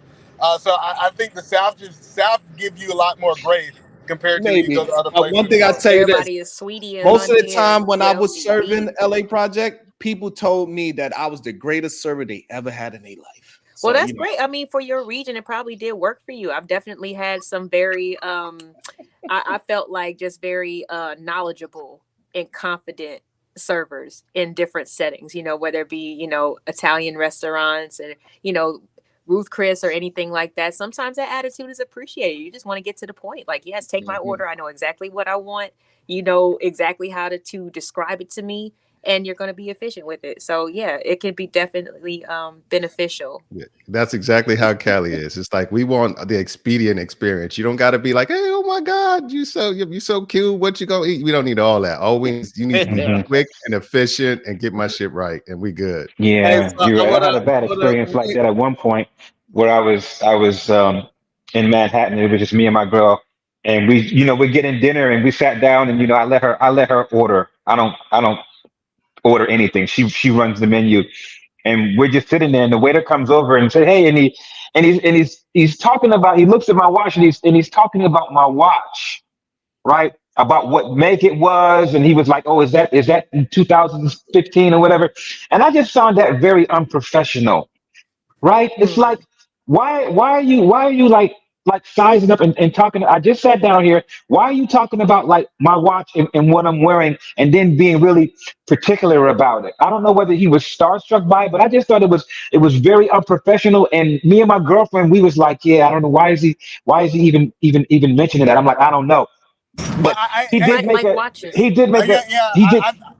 I think it depends, because I would appreciate if I got a $40,000 watch on.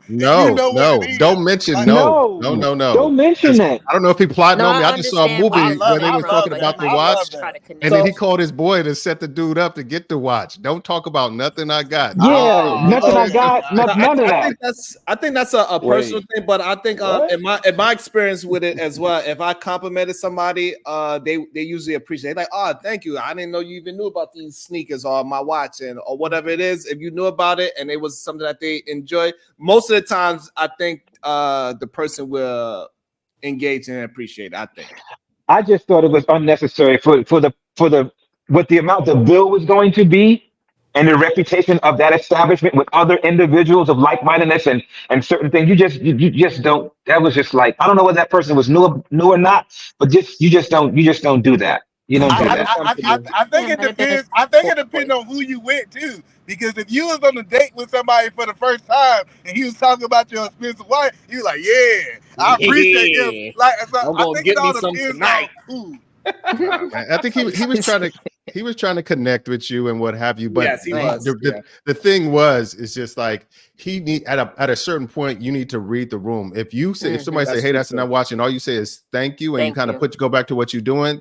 Then don't expound upon it. You don't need to be like, "Oh my God, is this, that, and the other?" Because then it gets obnoxious. And that's what it was. Where it felt creepy a little bit. It's like, damn, like, yo, fam, like, why you sizing up? You see, like, my girl here, like, why are we doing this? Like, how long you been working here? Like, yeah, now you overextended it. How long you been? All right, we've been speaking about certain. Hold on, one more thing.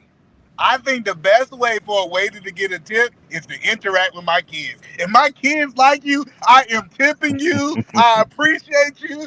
Especially because my daughters, they it take a certain level for them to like you. But if you get them smiling, bringing their chocolate milk and all that stuff, you definitely get a big tip from me. Now that I can agree with. I can definitely agree with that. Absolutely, definitely yeah. Expect a tip if there's somebody.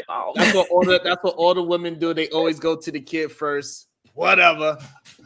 But you got to get the kids their food first. If you are a server, you get them nuggets and French fries quick, fast, in a hurry. You get those kids busy so the grown-ups can start having a conversation. You are going to get a great tip, even if the kid don't like it. As long as you can keep those kids busy away from the parents, you did your job and you're going to get a good tip. I also wanted to talk about this judgment that happened in Texas. I don't know if y'all heard about this story, but over in Houston, Texas, this young man, he have locks. And so we know that the Crown Act was just passed just a couple of, maybe a month ago, a couple of days ago, actually.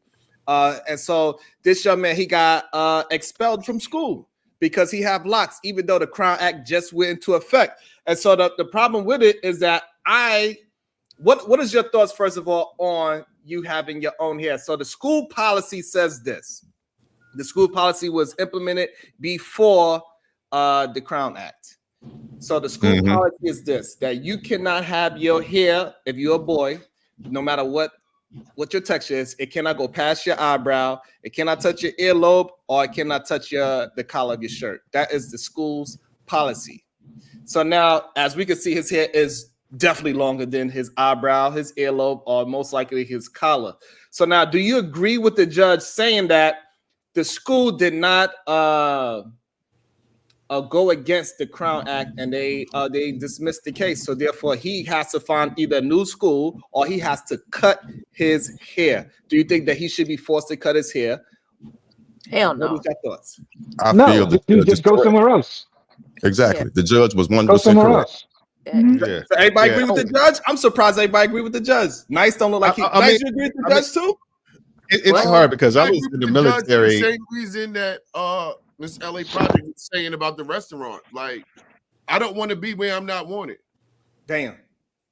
Yeah, it is like I said, the military normalized. I'm gonna go somewhere like- where they can appreciate who I am because my hair doesn't make my work ethic any better. Wow. Yeah. Go ahead, Damien. As long as it's clean. Yeah, like I was saying, like the military kind of normalized like regulatory, like appearance, regulating your appearance and stuff.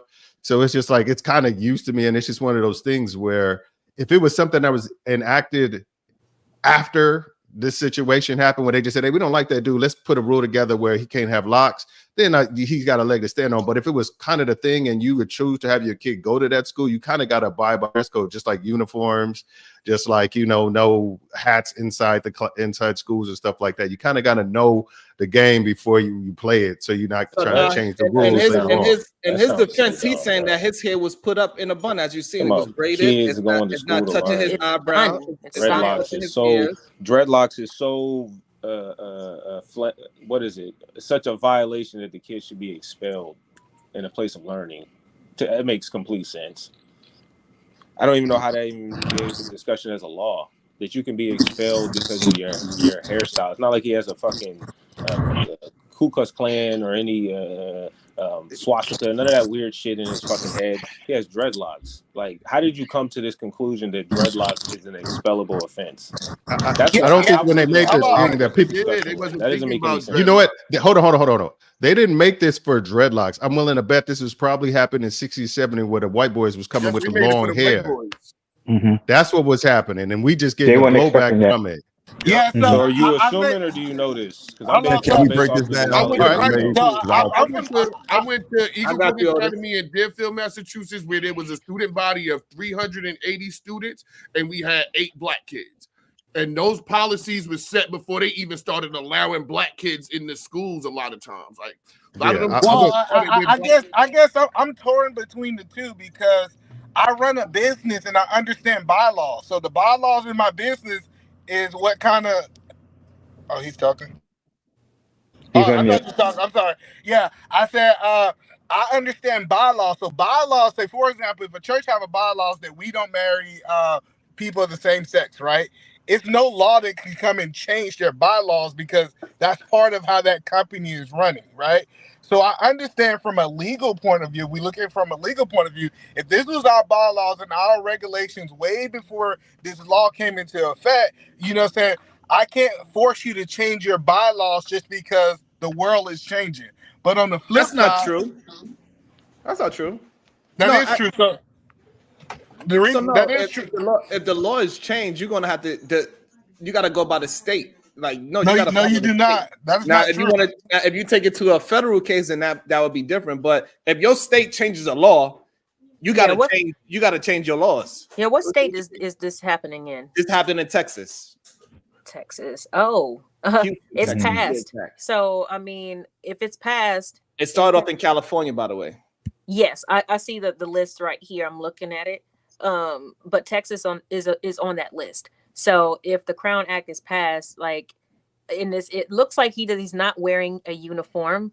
It looks like it's a public school. I'm not sure if it is, but if that's the case, then I don't see where they can tell him that he needs to cut his hair off. So also in the policy it says because see he was trying to. So this is my only problem I had with is that he was trying to go around the rule by having his hair up in the braids and having it in a bun. So this way it won't touch his collar. It ain't touching his ear. You see how he have it shaved on the side. So he was trying to go around the rule is a problem, but also in a poly, it says when your hair let down, it cannot go past your eyebrow, your ear, or your shoulder. So even though he has it up right now, the rule states that if we used to ask you to let your hair down and it goes past our length discrepancy, that's when I have a problem with it. And so he was trying to get around the rule is the issue that I have with it. And I think the lawyer was fucking dumb as hell. Like, I would have won this case easily, even though I disagree with the young man. I would have just went to the school, took a picture of other people, other ethnic groups with their hair longer, and that's it. You win the case. Then now you can say it's discriminatory.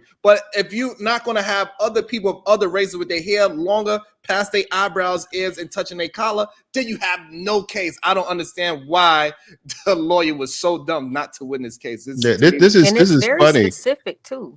Yes, it was very specific. So it's so simple to win a discrimination case. The school I went to, high school I went to a long time ago was 65% Mexican, and the Mexican cats used to wear their head like in a braid, like they I'd have a lot of cats with and the Tongan dudes used to wear like 2 braids, and there was this big thing about them having the 2 braids back in the day because that was the dress code for the school district that we was in.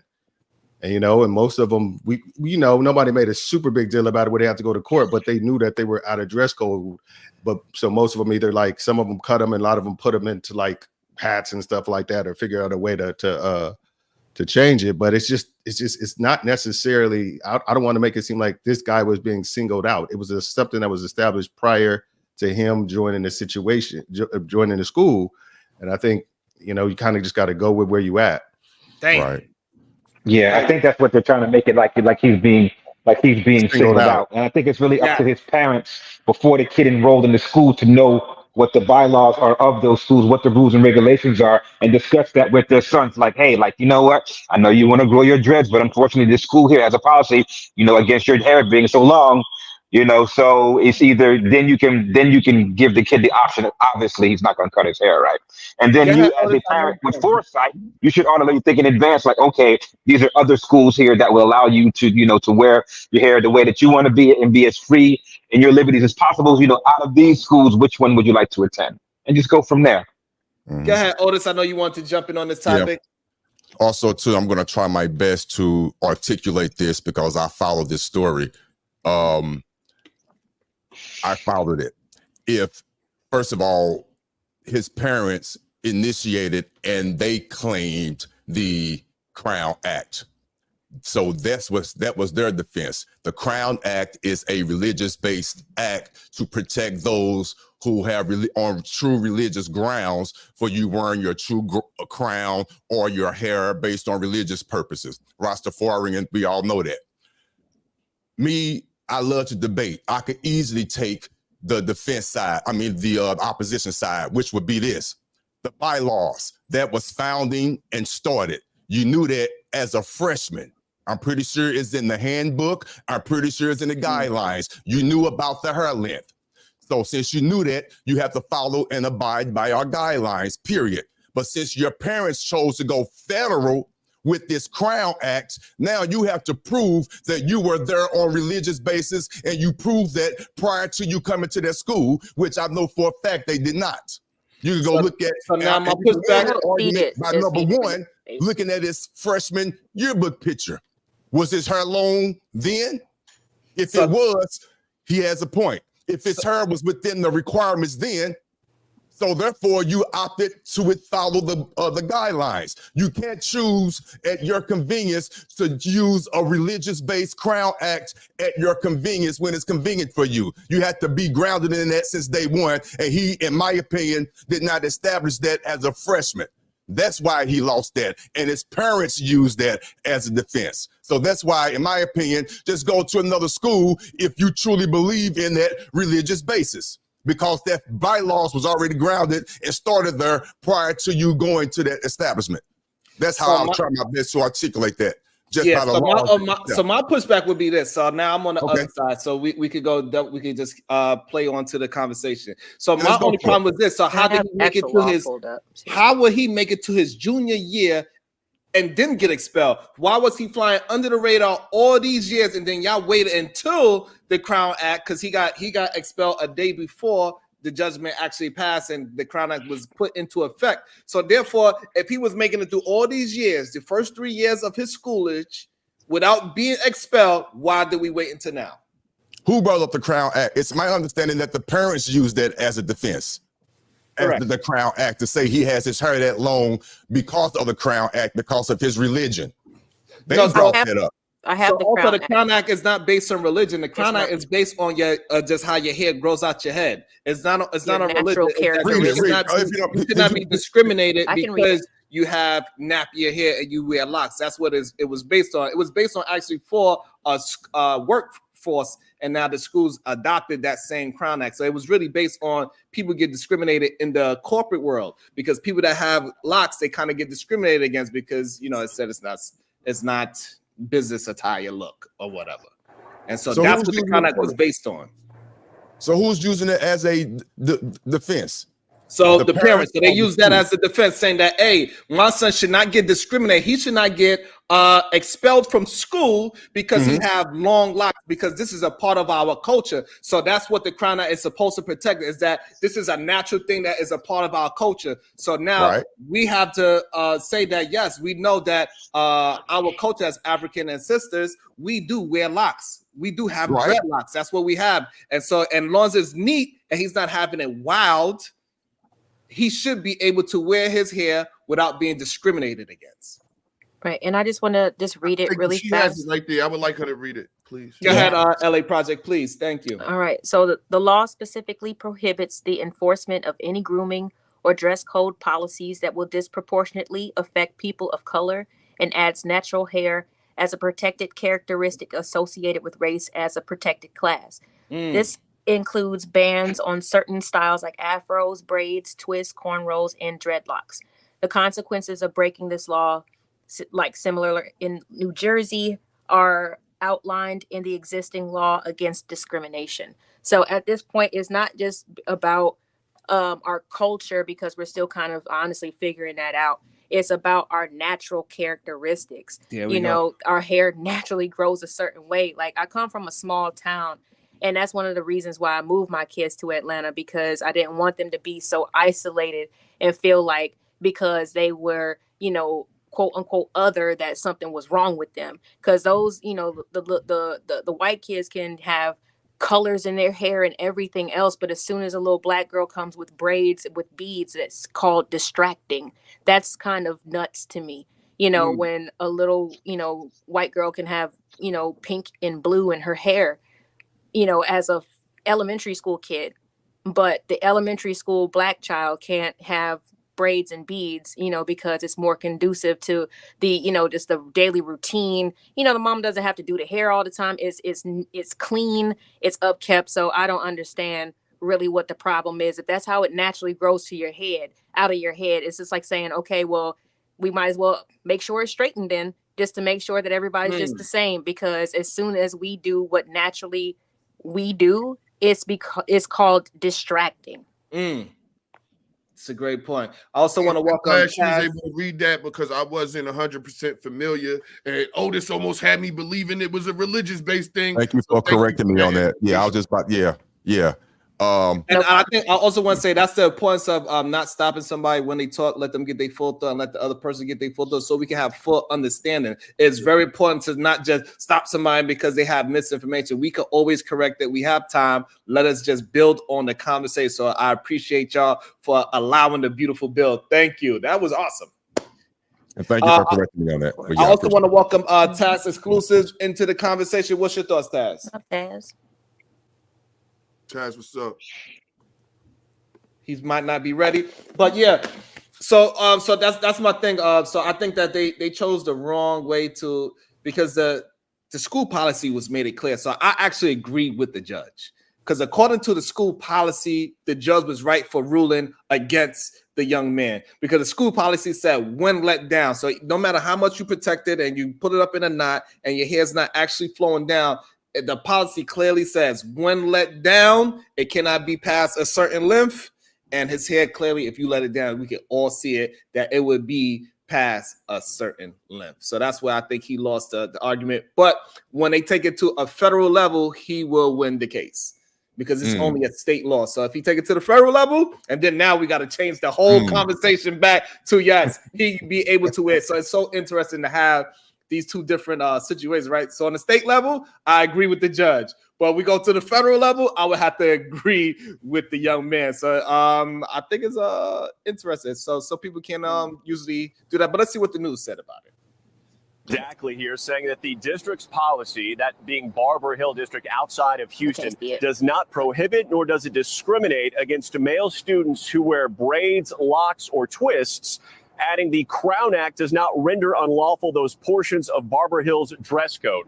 Those were the judge's words earlier today, just a short time ago, in fact, in the case of Daryl George, this 18-year-old high school junior who hasn't been able to sit in class with the rest of his classmates, Chris, because the district says that even though he wears his hair up in locks, if it's let down, it would violate the school's policy. And so in turn, he is now suspended, and the judge siding with the district, saying that their stance on that does not violate Texas's Crown Act, which was enacted back in September of 2023 to try and prevent race-based hair discrimination. More than 20 other states have adopted similar policies. And the family, Chris, I want to read you the. So, yeah. If and the family, we've already heard from. They going off of if. If he lets his hair down, it will be longer, but he's not going to do that. So they're going off of an if. Yeah, so in the school policy, it says when let down. So that's the key word in the policy that makes it makes it. Is that the rule in the NFL?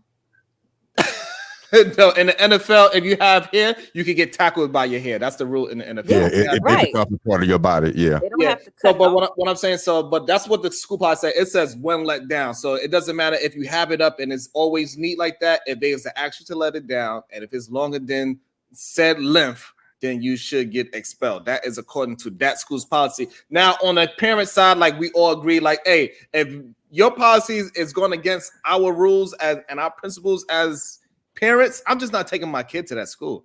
I'm not going to be arguing with your policy. That's your policy. I'm not putting my kid in that school because I'm not going to have my kid go through this trauma of people discriminating him over goddamn his hair. And he feels like he's less than because of his hair or whatever the case he might be going through at the time. That's the only problem I really have with that is with the parents is that, like, listen, you knew what it was for the past 3 years. It just caught up with you because maybe he started his hair in a short journey in the beginning.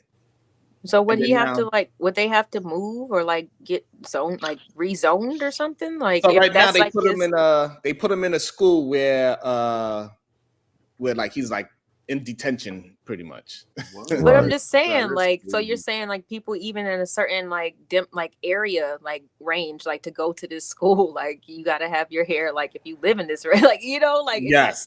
Goes even down to that. Yeah. Correct. And they would probably go to school. Yeah, LA, they would probably accept you under those grounds, saying hey, I tried to apply at X, Y, and Z school, but because of these rules that they have, my kid does not qualify for that. However, my kid does qualify for being under your particular guidelines. I don't think the school would turn him down for that. Right, even if it's a little bit outside of the district, they wouldn't. They let him in. That is a perfect, depend on how you write to the school board and how you they let him in. to everybody, So it's unfortunate that young man got to go through all of that just because of how he wants to keep his hair. Seriously, and it looks nice. It is tucked in the back. I don't see anything dangling. That is very true. Yeah, but this is not anything he's not going to face out in the real world when he starts being competitive, getting some freaking jobs. Exactly. Well, he might feel like he has to now because can I say this this though? Can I say this though, y'all? Because I'm not trying to play devil's advocate. Y'all know this is a big deal because it's in Texas, so they've been talking about it here on the news since it happened. Damn. And I gotta play devil's advocate. You in Houston, right? That's right. Yeah. So are you in that school district by any chance? Nah, he's not in Houston proper. And so before you move on to your thoughts, so if you're not in the school district, can you easily move your child into another school district, or is that something difficult to do? No, that's very difficult. Especially here, this is a conservative state still for the time being. So yeah, they're gonna have to physically move. unless they can get them into a charter school or something. So now, also, my next question before you go to your point. So if you want to put your kid in another district, do you have to pay to put that kid in another district? No, you don't. Because in Jersey, if you want to, because that's something that's in Jersey. So if you don't want your kid in your district, you want to put them in another district, even though if it's a public school, you would just have to pay the tuition for that school. Yeah. And somebody said Houston isn't conservative. That kid is not in Houston. He's not in Houston. He's in a more rural area. Called Barbara Hills. We just, I think we just did Texas. He's Barbara in Hills. Texas. So yeah, he's in a more rural area. And what I will say is that one day we're gonna realize that we're doing all of this for boys. Hair should not matter this much, y'all. And the for boys, and I'm not even talking. If this was a girl, and I'm very sensitive to that same thing about them trying to police the hairstyles of Black girls and Black women because their grade of hair is different. I hope you're not serious. So but when we talk about no, listen to it. What is the global standard for professional hair for men? It's short, it's low cut, right? So they do that in various different schools. And what I can remember is when I was for white college, men, you mean? Hold on. No, for men. Because For other man don't for set the Asian standard men, for for me, Black bruh. men, for the military, for men, it is short hair. And if they are going to prepare men for the workforce, like Tassim was saying, I don't see any issue with that. And one of the first time I ever ran into this issue was when I had the opportunity to go to Hampton University and their That's why business these niggas be program. on the streets thugging, Yeah, bro. You can I got these finish whole ass talking, my niggas guy? telling these My niggas guy, to cut their hair. you gotta bruh. let me. You gotta let me Are finish. you kidding? You gotta let me finish. I know you disagree, but show some respect. Please, Lane. All right. So just you gotta let me finish. Hampton University does not let its male business majors have dreads or anything. They had to cut their hair. That's to prepare them for the real freaking world. So we can disagree all we want to. The world does not owe us any understanding for how we want our hair cut or styled. It doesn't. Everybody got clean cut is the world standard. It's the global standard. Locks are a hairstyle. It's not even culturally a Black thing. It's culturally a Rastafarian thing. Wow. It's religiously a Rastafarian thing. It's Like just I'm sitting a here looking at my son dreadlocks, right? So what you saying is insulting, dog. Like it's somewhat, it's like we getting to the point of insulting, because if you want to run around and be somebody bitch and let somebody tell you how to wear your hair and what the standard is, then that's you. But I don't want dreadlocks. I don't like them. I don't want to wear them. But my son wearing them means that he likes them. It should be fine, and nobody should be able to mistreat him because he wears them. He shouldn't be looked at upon differently. And to make it sound like short hair is what men are supposed to wear. That's what white men wear. Why the fuck we gotta wear short hair? Because they do? That's All right, not a legit argument, bro. I guess that was addressed to me, so let me rebut. This is where we get the bad stuff in there. I like short hair. I like my hair short. I'm a warrior. Hair will get in my way. My Kevlar helmet won't fit with dreads on my head. I'm a fucking warrior. I like short hair. So stop saying it's a white person thing. It's an Asian person thing. I like my hair short. So stop. You're trying to isolate it out by acting like we all like. You're trying to isolate it out like we all like dreadlocks and braids. You look like a fucking girl most of the time. I don't want that shit in my hair. You sound like one though. You look like one. That's the worst part. Because you're looking like at a men's girl. hair. You're not. That's great, bro. I'm not trying to do that with you. I'm not trying to roast with you. I'm telling you for real. I don't want to look like a great. I don't. Can we have a respectable debate? Yeah, let's keep the topic on the topic. Right, you're having a great disagreement. Let's keep the disagreement on the disagreement. Go ahead, y'all. I don't wear them. So like we would be equally in agreement in not wanting to wear the style. Where we disagree at is you're saying it like it's a bad thing. You're saying they look like girls. You're disrespecting the men over their hair, and that is some bullshit. For like, what does another man's hair have to do with you? All right, so pause for a second, so we don't get derailed. You're right, Sharon. So we don't get derailed. Men, so this is where we have to add a little bit of nuance and clarity. It is not about the hairstyles that Black boys want to wear. It is about our misconception that other people have to accept it into their rules and systems. They do not. They don't have to accept it. You can, and then if you have the option to go somewhere else, then let that be that. We can't force our rules, standards, and styles on someone else's system. This would be a different conversation if white boys were allowed to wear dreads, if Asian boys were allowed to wear dreads, but they only want the black kid to cut their hair. Everybody got to assimilate to the same standard. So that's why I don't see the problem here. That's Well, a I better see a argument. problem. That's much better. Go ahead, Taz. I see a problem when we're only, because for real, the subject matter I would say is somewhat meaningless because it's someone's personal choice how they want to wear their hair. The idea that men are coming down on other men for wearing dreadlocks, that shit sounds crazy. I've never seen it as what they're doing is a problem or they look like girls or any of that. That's the new style. And because they're wearing it, the ability to attack black people based on how they wear their hair, that's fucked. And it's not new. It's like for some reason we forget the historical implications of pointing black people out about what they do with their hair. There's historical implications with that. We're not just talking about right now. We're talking about the ability to tell black people what to do while not even attempting to tell white people what to do. Not attempting to tell other groups what to do. They don't, their hair ain't, some of them can't even wear their hair like that. You know what I'm saying? So again, it's this idea that they're the young men are wrong or they out of pocket. Like society should be able to adjust to someone wearing their hair the way they want to. I'm confused on why you're making it sound like it doesn't have to. We got to adjust all these gay ass rainbow motherfuckers. What do you mean? So I will say you're right in the fact that no, I'm sorry. I will say I'm wrong. I'm not actually attacking anybody. I do believe that anybody should be able to wear their hair or their body any way they want to. But I do also understand that there's a trade-off for that choice. I have numerous homies with dreadlocks. That's the way they style their hair. And anytime anybody wants to come into the corporate world, or I got a young frat brother that wants to say, hey, bro, do you have a job for me? You got anything? I'm trying to upscale and he has dreads.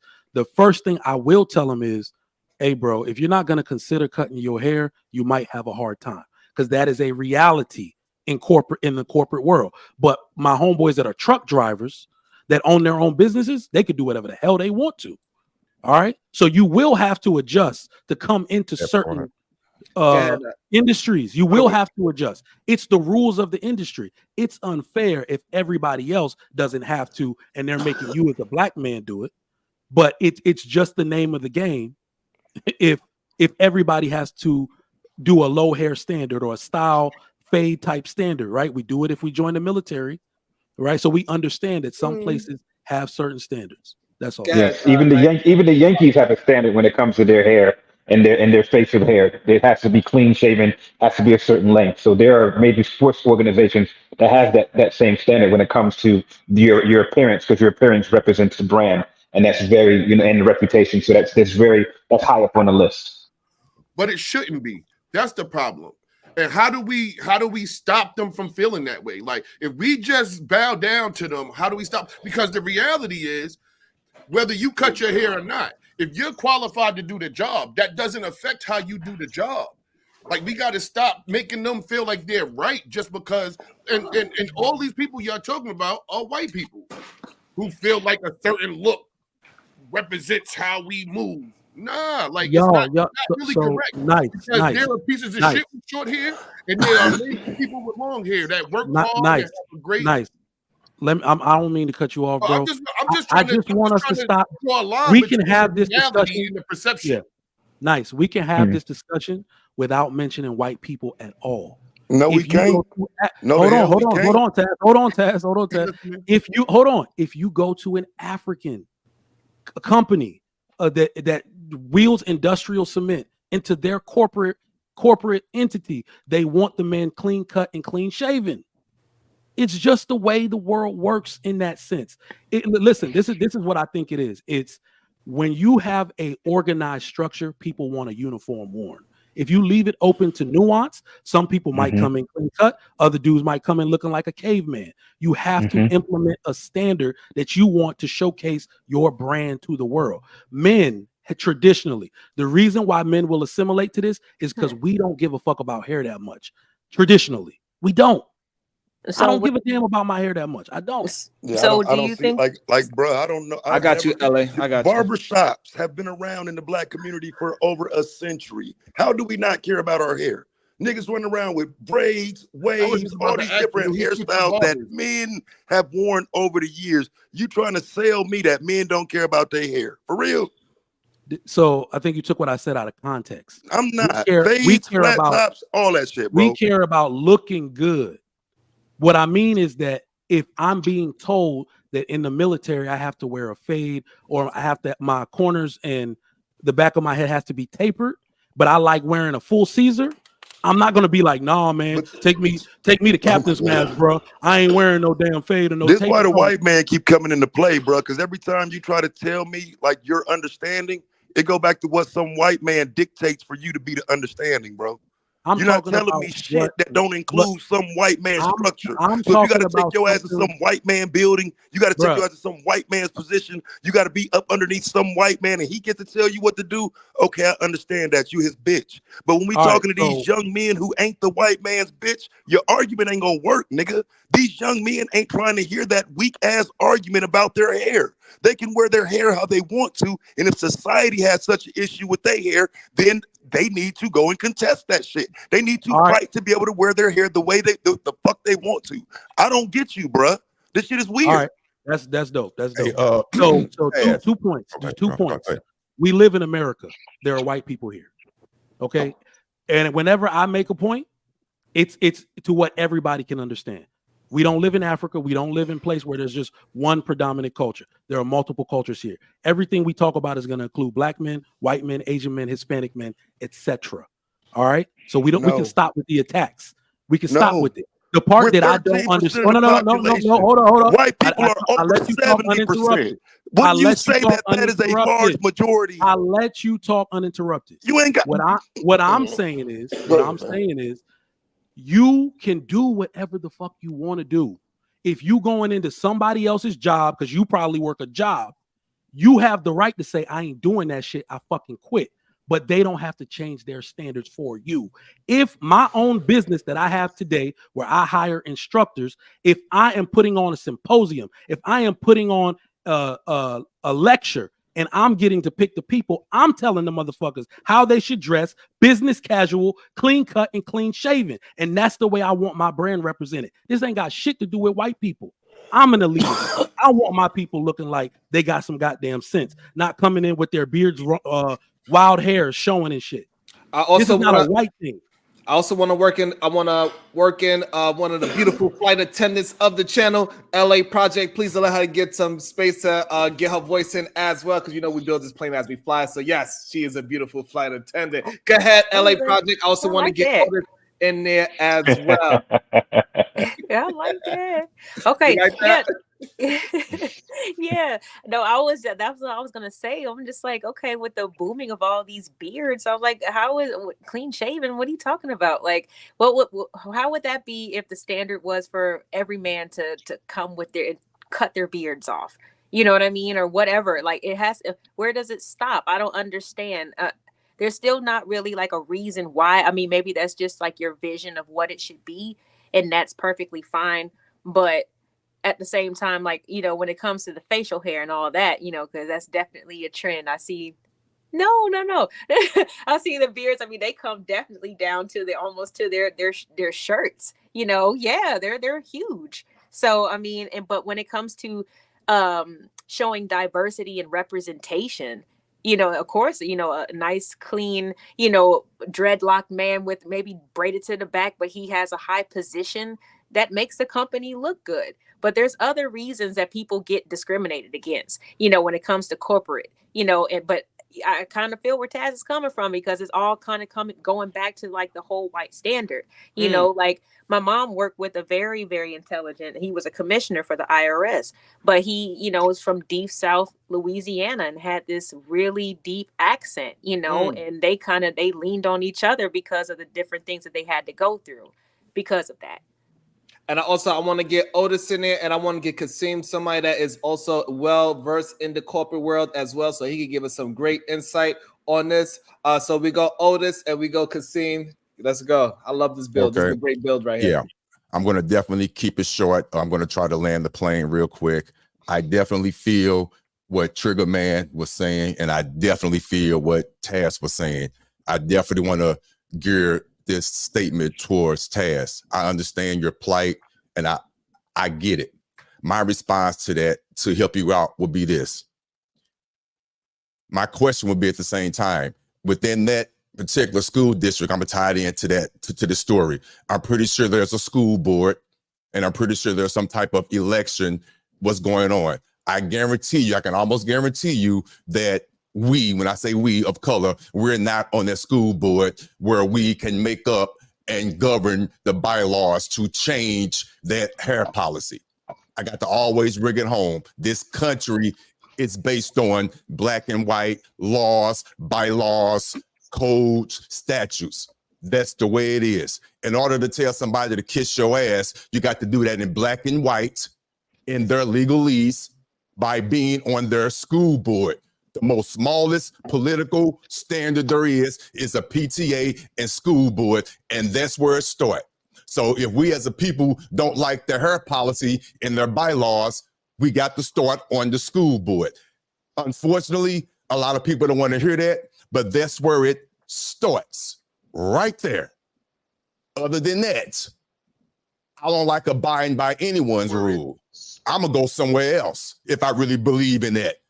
Unless, again, we all can agree on this. If the quote unquote white or another ethnicity grow their hair, then I have the right to grow mine. But on black and white, it was stated already. To change that, we got to get on a board, our numbers, and let's try to change that. Other than that, unfortunately, please don't take this the wrong way. It's a lot of emotion and a lot of lip service. That gets nothing done. Black and white, small legislatures gets things done. That small start right there, PTA and the board. It could be done, but that's where it starts. My plan is landed. Go ahead, Kasim. I think it really starts to, or looks at the base of how we are as people and how we are as humans, right? We all want to exercise our own personal liberties to the best that we can, and we're going to push those boundaries in order to get exactly what we're looking for, right? And then when we come out of that and we start to form our own entities, our own corporations, our own ways of working, in order for us to have a really good way of success, we got to have structures, standards, and principles in that. And within those particular guidelines, when you're having a company, the first thing you want to look at is you want to look at what type of image you want to have. What does that image say about you? What does it say about the company's values, morals, and principles? And all of those things have to line up by word, act, deed, and appearance. And once individuals kind of form that, then they let that be out. And individuals that want to come into this particular group that they happen to favor has to kind of conform underneath those standards and regulations. And that's just, the way it is. And people want their liberties. They want to be as free as possible. But however, that freedom has to be contained. And the best way for you to express your liberties would be to go off and form your own coalition, your own corporation, and your own thing. And then you can set your standards how you want them to be, and then find like-minded, talented individuals that are willing to go underneath your umbrella. And that's just the basic premise of it. Awesome. I also want to welcome Next Level moving forward, since he is somebody on the panel that actually has locks in present time. I would love to hear his thoughts on it. Go ahead, Next Level moving forward. First off, I want to give a shout out to the panel. Shout out to you, Sharon, you know what I'm saying?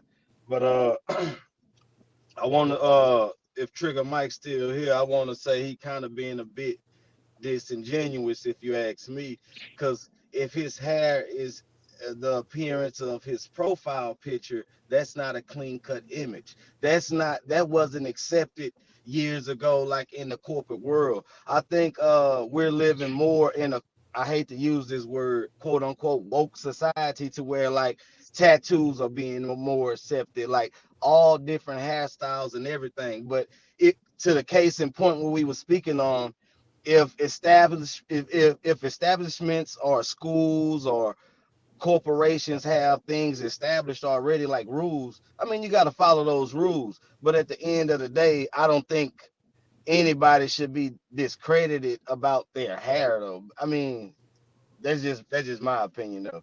But But I don't think that's a clean cut image like what Trigger Mike was saying that he have in his profile picture with So a this little is mini essentially fro with the yeah. curls and a little part and all that. That's not This a is a AI. This is an AI image. okay. But I I didn't know. have That's I all I'm have saying. like a equivalent of like a flat top fade. You know what I mean? Okay. So it's faded in the back. So you know, And a no beard. smoke, no smoke.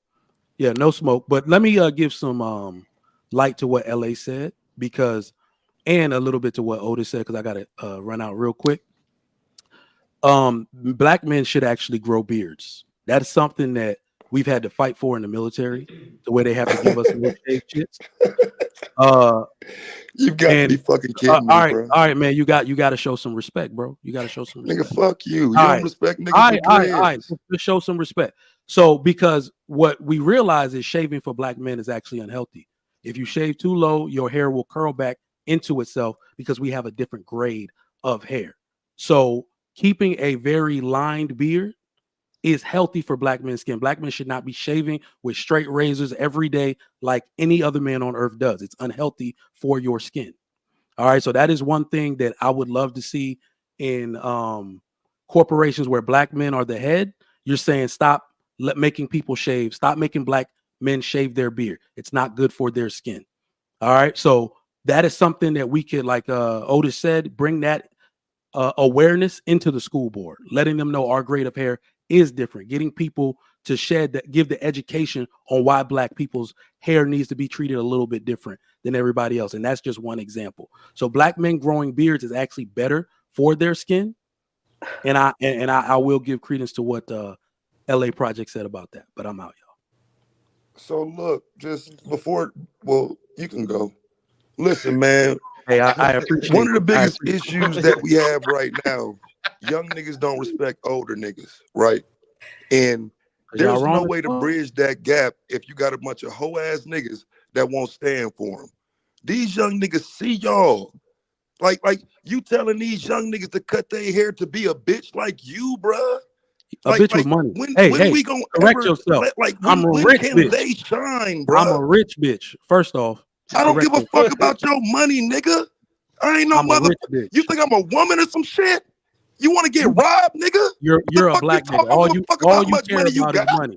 You black. You all niggas you care about is money. hoes. What you trying to impress me, nigga? That's your problem now. Worried about somebody's hair. Talking about how much fucking money you got. That's why these young niggas ain't gonna respect no. You ain't built shit for these niggas, but you talking about how much money you got. You don't know what I built for nigga? these young niggas then and quit trying to dictate how they wear their motherfucking hair. You don't know what I built. I don't care what you build. Build something. Build a fucking beauty school.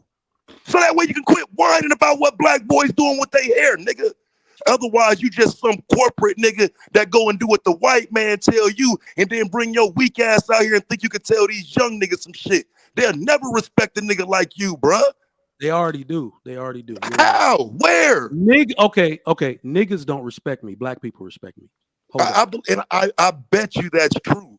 Which is why you don't mind seeing some niggas get cut off because they want to wear their hair a certain way. All niggas black people the same to me, bro. I don't make no distinction between black people. If I did, I damn sure wouldn't call your weak ass black pussy. You a nigga. I don't make no distinction between black people. If I did, why the fuck would we be rocking with your soft ass? You ain't even willing to stand up for the young niggas with the dreads. Come figure out why they call me Trigger Mike if you so hard. Come on. I don't care.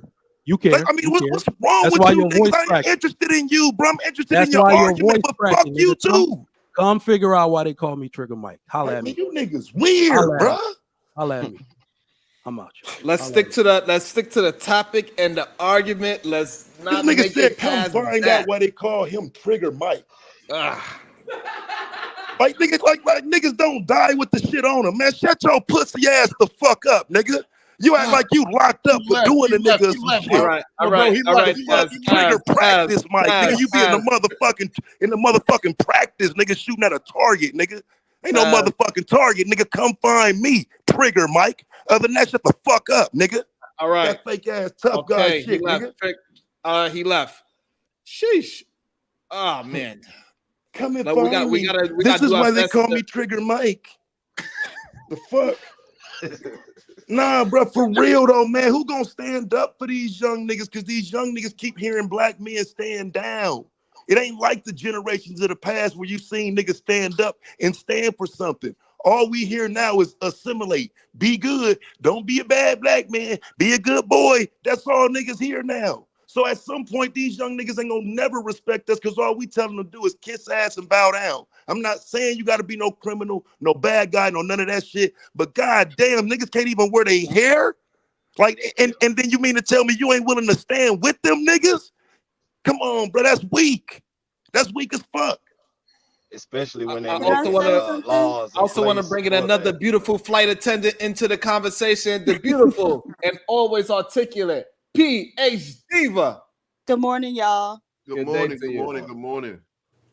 So I just kind of tuned in time to see the interaction between Trigger Mike and Kaz, and I think what that was an illustration of is like a cultural difference, right? So we know Trigger Mike is from a different country, and what we have to I understand. didn't know that.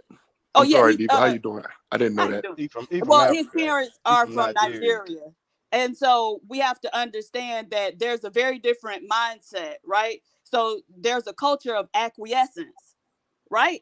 And so we can even see that in the fact that, you know, the things weren't right in their own country. And rather than fighting to make it right, they acquiesced and went to another country. Whereas for us as Black Americans, we're known around the globe as being like freedom fighters, right? So everybody looks at us that's why they're trying to drag us into this Israel-Palestine, you know, conflict. They want us to speak on it or, you know, choose a side. And it's because like around the globe, we're known as the people who, you know, have fought for freedom. And so I think it's just a very different mindset. You know, do you give in or do you, you know, actively fight against it? And, you know, when we're fighting against these things, we have to understand, like, the first few people probably gonna take L's, but those are the people who like make progress for everyone else, right? Yep. And so, you know, it takes all types. People can have whatever mindset they want, but I think it's just important to understand where people are coming from and why they think the way they do. And so that's what I saw in that. That was huge. Yeah, that's I a didn't know great point. I also want to bring somebody else into the conversation, Omni, etc., as somebody else as well that has that hairstyle that which we are talking about. And please speak to your experience or to the storyline that we was talking to. Go ahead, Omni. What's your thoughts? I see it both ways. I see it both ways. So I understand that the human mind judges first based on appearance. I understand that wholeheartedly. But at the core of me, anybody that has influence over my life to the point where they can tell me what to dress, what to do, what to wear is bullshit to me. It's bullshit to me. It always has been. I got one life to live and I'm going to live it the way that I see fit. Nobody else is going to tell me how to live my life. That's a great point. I also want to talk to the fact that he said that us men, we're gonna get razor bumps just because we shave. That is not true. You just can't use a triple razor. So you actually have to use a straight razor because you don't want your hair to go cut below the skin. You want your hair to be cut right at the skin. So therefore, it won't have an ingrown hair and curl inside of your face. So if you use a straight razor, it will cut level to your face, and therefore it will grow without creating bumps. Kasim could probably attest to that. Oldest look like he shaves as well. Like, you know, see the bald heads too. Bald head, well, bald head thing is a little different. Most people they kids can't grow their hair back. So, but yeah, that's gonna be based on your individual skin, and that's also your individual skin too. Go ahead, next level. What he was kind of speaking of, when you have like the texture of 4C hair, it kind of have the tendency to curl back. And what a lot of people don't know is the proper way of shaving. Just yes. like what you were saying, like people got to learn and know their hair to learn how to shave, which angles, and to go with the grain, against the grain. Just like what you were just saying, but a lot of people don't know that, you know. Right, because I'm one of the people with that coarse hair, as you can see. Like, I do not have straight hair, and I was shaved for the past year and a half. I had a clean face for a year and a half. So You definitely But a can lot say of people, it away. a lot of men do get ingrown hairs by like not using a straight razor properly. Correct. Though a lot of people do get that. And the straight razor is dangerous. It's very sharp. So you also got to be wary of that too. It takes some time. You're not going to get it the first time. You're going to cut yourself a couple of times. It's just what it is. And you can get past it. But I do also want to talk to, I did shave my hair so I could be a little bit more palpable to the corporate world. And it is a thing.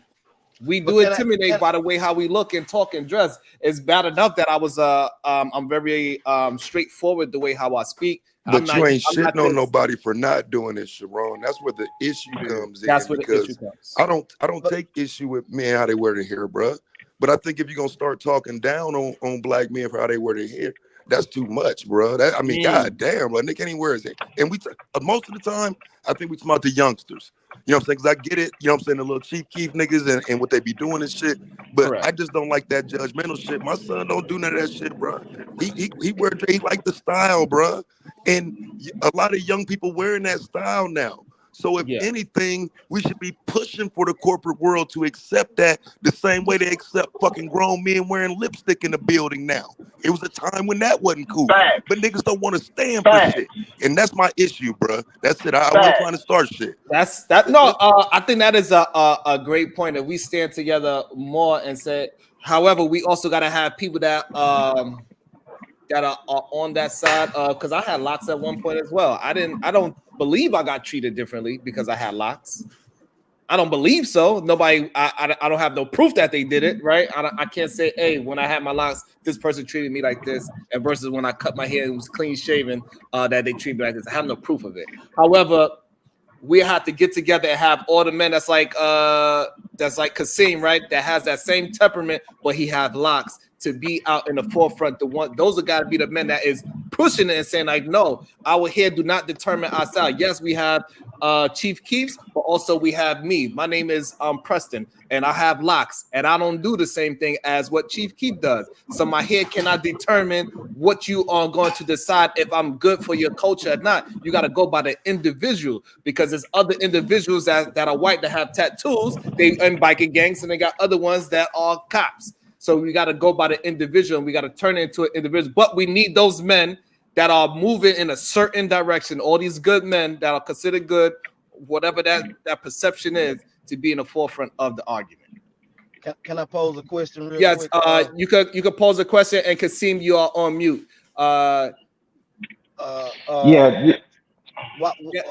was there never a problem when for the white guy when he was wearing long hair, or the Hispanic guys when they wear long hair, Native Americans, but now it's an uprise of a lot of young black males like growing their hair, and a lot of them are not doing it for the Chief Keef stuff. A lot of them doing it to be almost in touch with their roots, or in touch with spiritual reasons and stuff. Like, a lot of them are not just the Chief Keefs. But why is there so much of a negative connotation for young black males growing their hair? Well, because it was the main reason is because our hair is a form of defiance. Even when we had the afro, that was also a sign of defiance and saying we are staying together as a people. We all have our afro. Those are the ones with the fists up in the air, is a sign of defiance. And also when the locks was actually created way back, it was a warrior situation. So that's why it's called dreadlocks. You know what I'm saying? So it is a warrior type of situation, and people do not want to own it. That's why we need men that are like, if Taz had locks, that he was able to articulate himself and say, this is why we cannot discriminate it, right? People will be able to understand that. The problem is we got too much division, and we got some men that just want to acquiesce just to acquiesce because they just don't want a hard time. But then we got the other side that are professionals. They have locks and they keep it neat. They not standing up about it and saying, hey, listen, I got other young men that can move like me, even though with the locks, it doesn't take away the fact that he could do the job. Yeah, but this is the thing, Sharon. On Thursday, I was interviewing with a brother, and he had dreads, right? And I was one of the middle people in the gateway chain, and I just told him flat out. I said, "Listen, fam," I said, You have the qualifications and you have the skills. I said, but for black man to black man, you gotta, because the next person that you're going to meet is going to have a higher standard. So I recommend that you just clean up a little bit. You know, go get your dreads done really nicely, have them really nice and neat, right? Because this person is really going to look at you and see how well you fit into the company culture. Right. And I want you to be as successful as possible. He was like, you know what, fam, I appreciate that. So then this weekend he went out, he got his braids done. He sent me a picture and I'm like, yeah, you know what I'm saying? So he just had an interview this morning at 9 a.m. and at 10:30 before I came on here, he got to go. So the vice president is going to go ahead and hire him to be in this marketing department, and he's going to be the first black person that has dreads in this particular marketing department. Right. So it really helps for us individuals that know exactly what the company is looking for and guide our men to them to give the best possible chances, because you could be as smart as the world, but if someone perceives you as a threat and your image is not aligning, it's going to be hard for them to get over that. So I think it's important for us as black men to help guide other black men, to help them be as natural as they can, but just to keep it under some type of control so they can get the best benefits. Right. So I think that's significant in that. Go ahead, Ami. I just wanted to say something that was very significant in what Kasim said.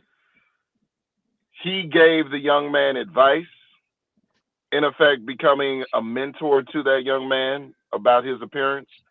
And in response, the young man and took his advice, not only took his advice, but looked to Kasim in such a way that after he got his hair done, he sent him a picture. It's like, is this what you're talking about? Is this what you was going for? And then Kasim, that relationship is what's missing. Something as simple, it seems small. It really seems small. But that relationship between the OGs and the younger black men, that's what's missing. Because I'm gonna see him in the departments. I'm gonna be seeing him and working with him in the departments, and that's a reflection. Yeah. That's a reflection on my character and my principles, right? Like Kasim, you gave this guy the green light. So now since you gave him the green light, that's a reflection on you, and I want to make sure it's a win-win for both of us, man. Yeah, I think it's very important that we have both sides. The problem is what Taz is saying is that, like, cool, I understand what you're saying. I don't give a fuck about the hairstyle. Taz is saying, however, he cared about the fight for young men. So, like, hey, young man, if you going to wear your hair, this is the honest truth about it. This is how you. If you want to get into that corporate world, you're gonna have to pay the cost, because now you're gonna have to keep your hair retwisted at all times. Like, you can't have that fuzzy look, and because it looks good as well, it's neat, it's clean, and all that. However, if you want to be in this corporate world, it needs to look a certain way, and they got to stay that way. So it's going to cost you a lot more money to upkeep your locks, to maintain it. Yeah. But I only hear. I also want to get PhD, because I believe PhD. But do you have locks as well? Actually, I just finished getting them taken out last night. But yeah, I had sister locks for several years. Okay. But so I think, so it's wonderful to, give that brother the game. But I think as the person inside their organization, Kasim also need to be doing some work inside that organization to change those types of things, so that when people who look different do come in the door, they can look at their qualifications and ignore all that external irrelevant shit, right? And so there's work to be done within that organization as well. Yeah, that's what Taz was pretty much talking to. Is like, but I think PhD, to your point, it really gets down to an individual level, right? Because I'm a black man and I live in the society, I know the things that we go through as men, and you have to be acutely aware to that and to understand that. Listen, I know this person's going to have some crossroads. I know this person's going to have some headwinds going in the game, and I want to give him the best possible opportunity to get ahead. And me being on the inside, knowing exactly what they're looking for, what qualities and attributes they're looking for, I'm going to give him the cheat code so that he can have a better outcome, so there can be more of us in there. Because I've already said this plenty of times through the meetings with some of my senior partners. Like, look, I need more like representation. So that's why I try to do my best to get individuals that are qualified, first of all, to do the position, but then get them in kind of in line in what the company expectations are if they want to be a part of it. And so far, I've been really good at that. No. I totally agree. What I was saying was not an either or proposition. I was saying and. So do that and, there's some work that needs to be done inside the organization so that they are able to just look at people's qualifications and not judge people on irrelevant information, such as how they look. Let me ask you this, Kasim. What's up? Because when I hear this, is it mostly about like the locks itself and the hair texture, or is it just mainly about having hair itself? Because I only hear people go at people like with the locks or people with real coarse hair, like real 4C type of hair. It's really about how it's styled, right? And the neatness of it, right? And like you for example, your hairstyle, you could. I think that they would look past that.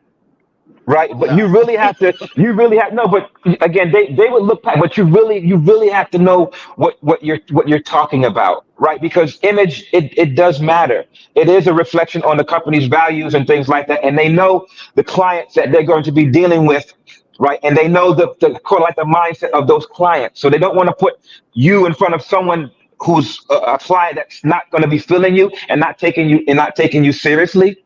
Right, because then that could be a reflection on the brand, and that person can write a review and blah blah blah blah. So they're going to do the best thing they're going to do the best thing as possible to make sure they have a competent person in there, and that they can work on the look a little bit to make it more palatable and successful for not only the client but also for you, because you want to make money, you want to make commissions and things like that, and you want to have the best chance possible and moving up and doing things. So it's got to be a little give and take between the what the company wants and what the client is looking for when it comes to certain money and stuff like that. And also, I was kind of speaking kind of past like corporate field, just because locks itself just has a negative connotation just on some people, just they view of it. Just mine is just work. Some people won't even approach someone. But but this is the thing though. They attach the look of the dreads with the character and the behavior of the individual.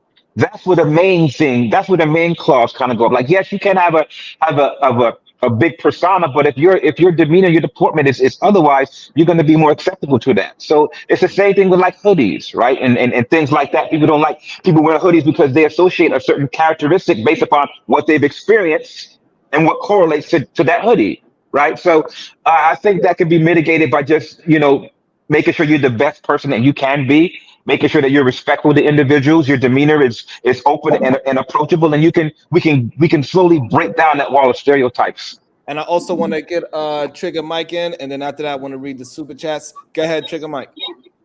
So can y'all hear me? I'm in the car now. Yes, we can hear you.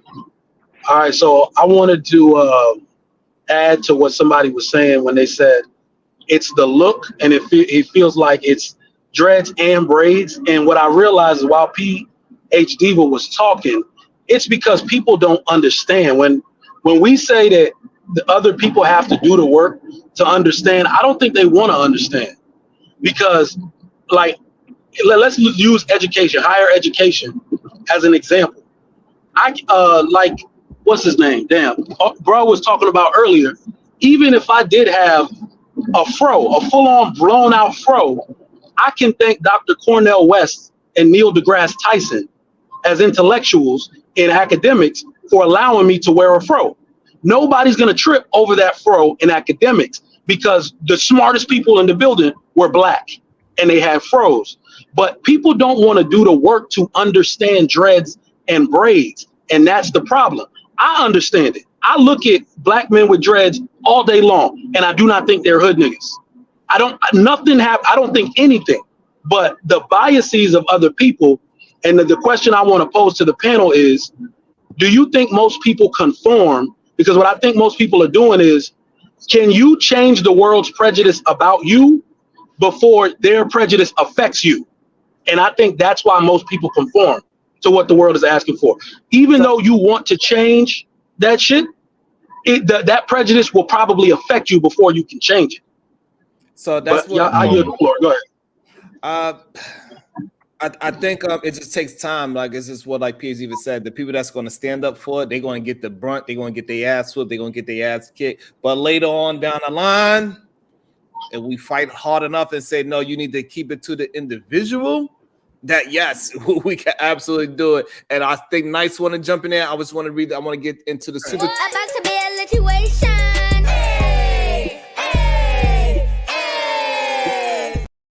Shout out to Hink in the basement. He said, congrats to Florida for the 75 men she sexually conquered, 75 bodies and counting. Wow. Okay. That was pretty brutal. Damn it. Oh, God.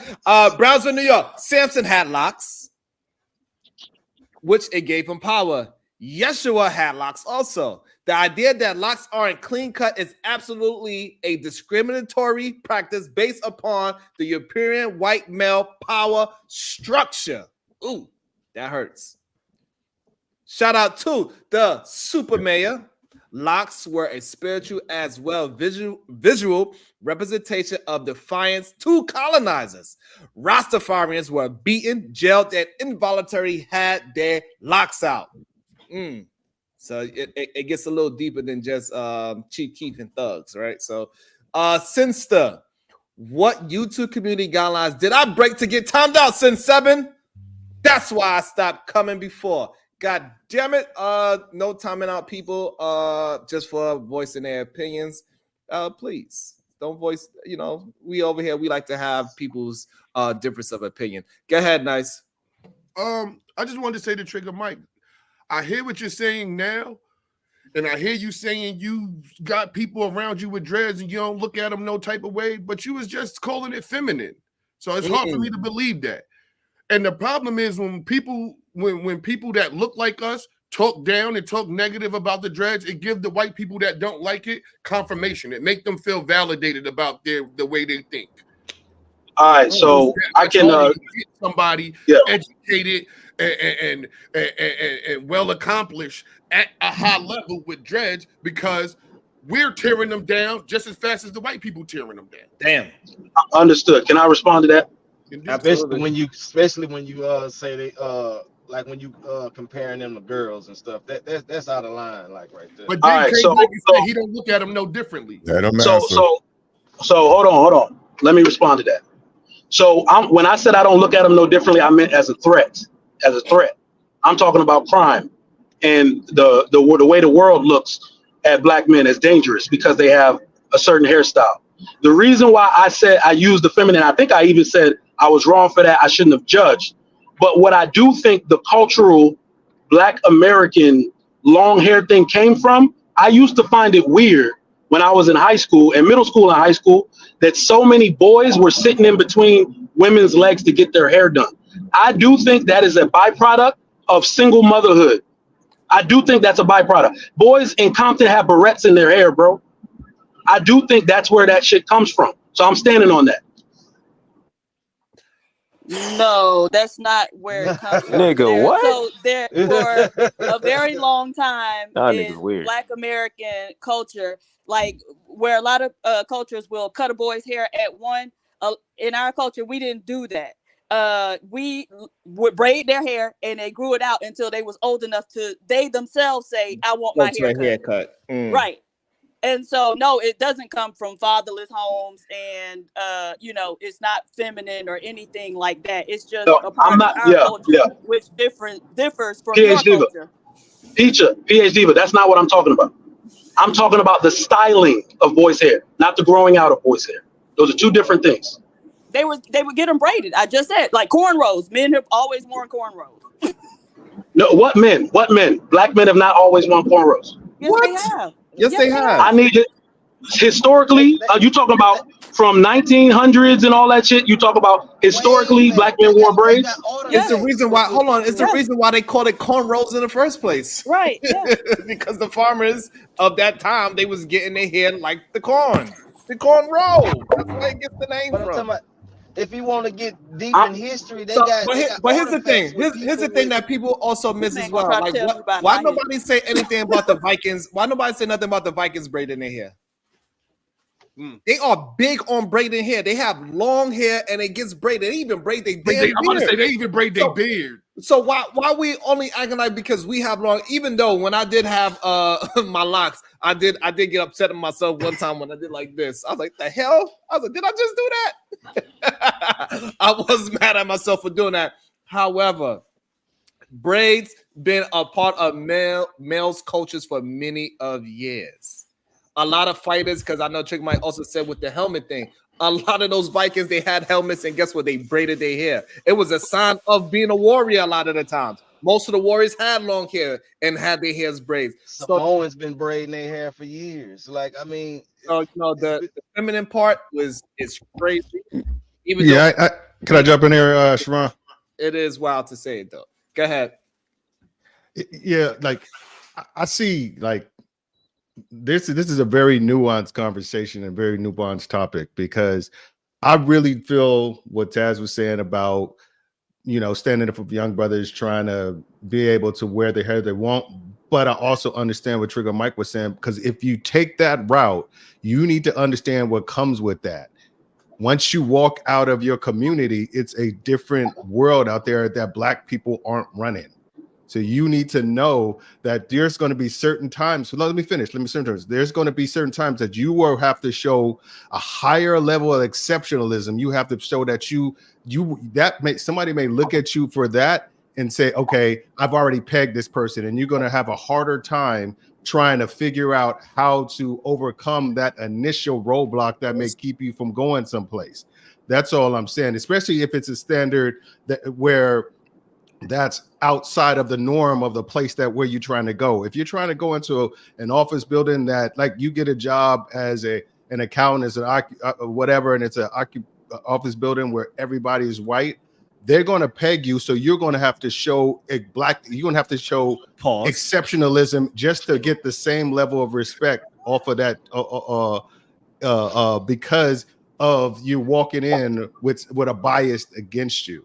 This is where let me finish. Let me finish the statement. I know, but so what I think Trigger Mike was trying to say is, yes, the path of least resistance is to acquiesce to the standard.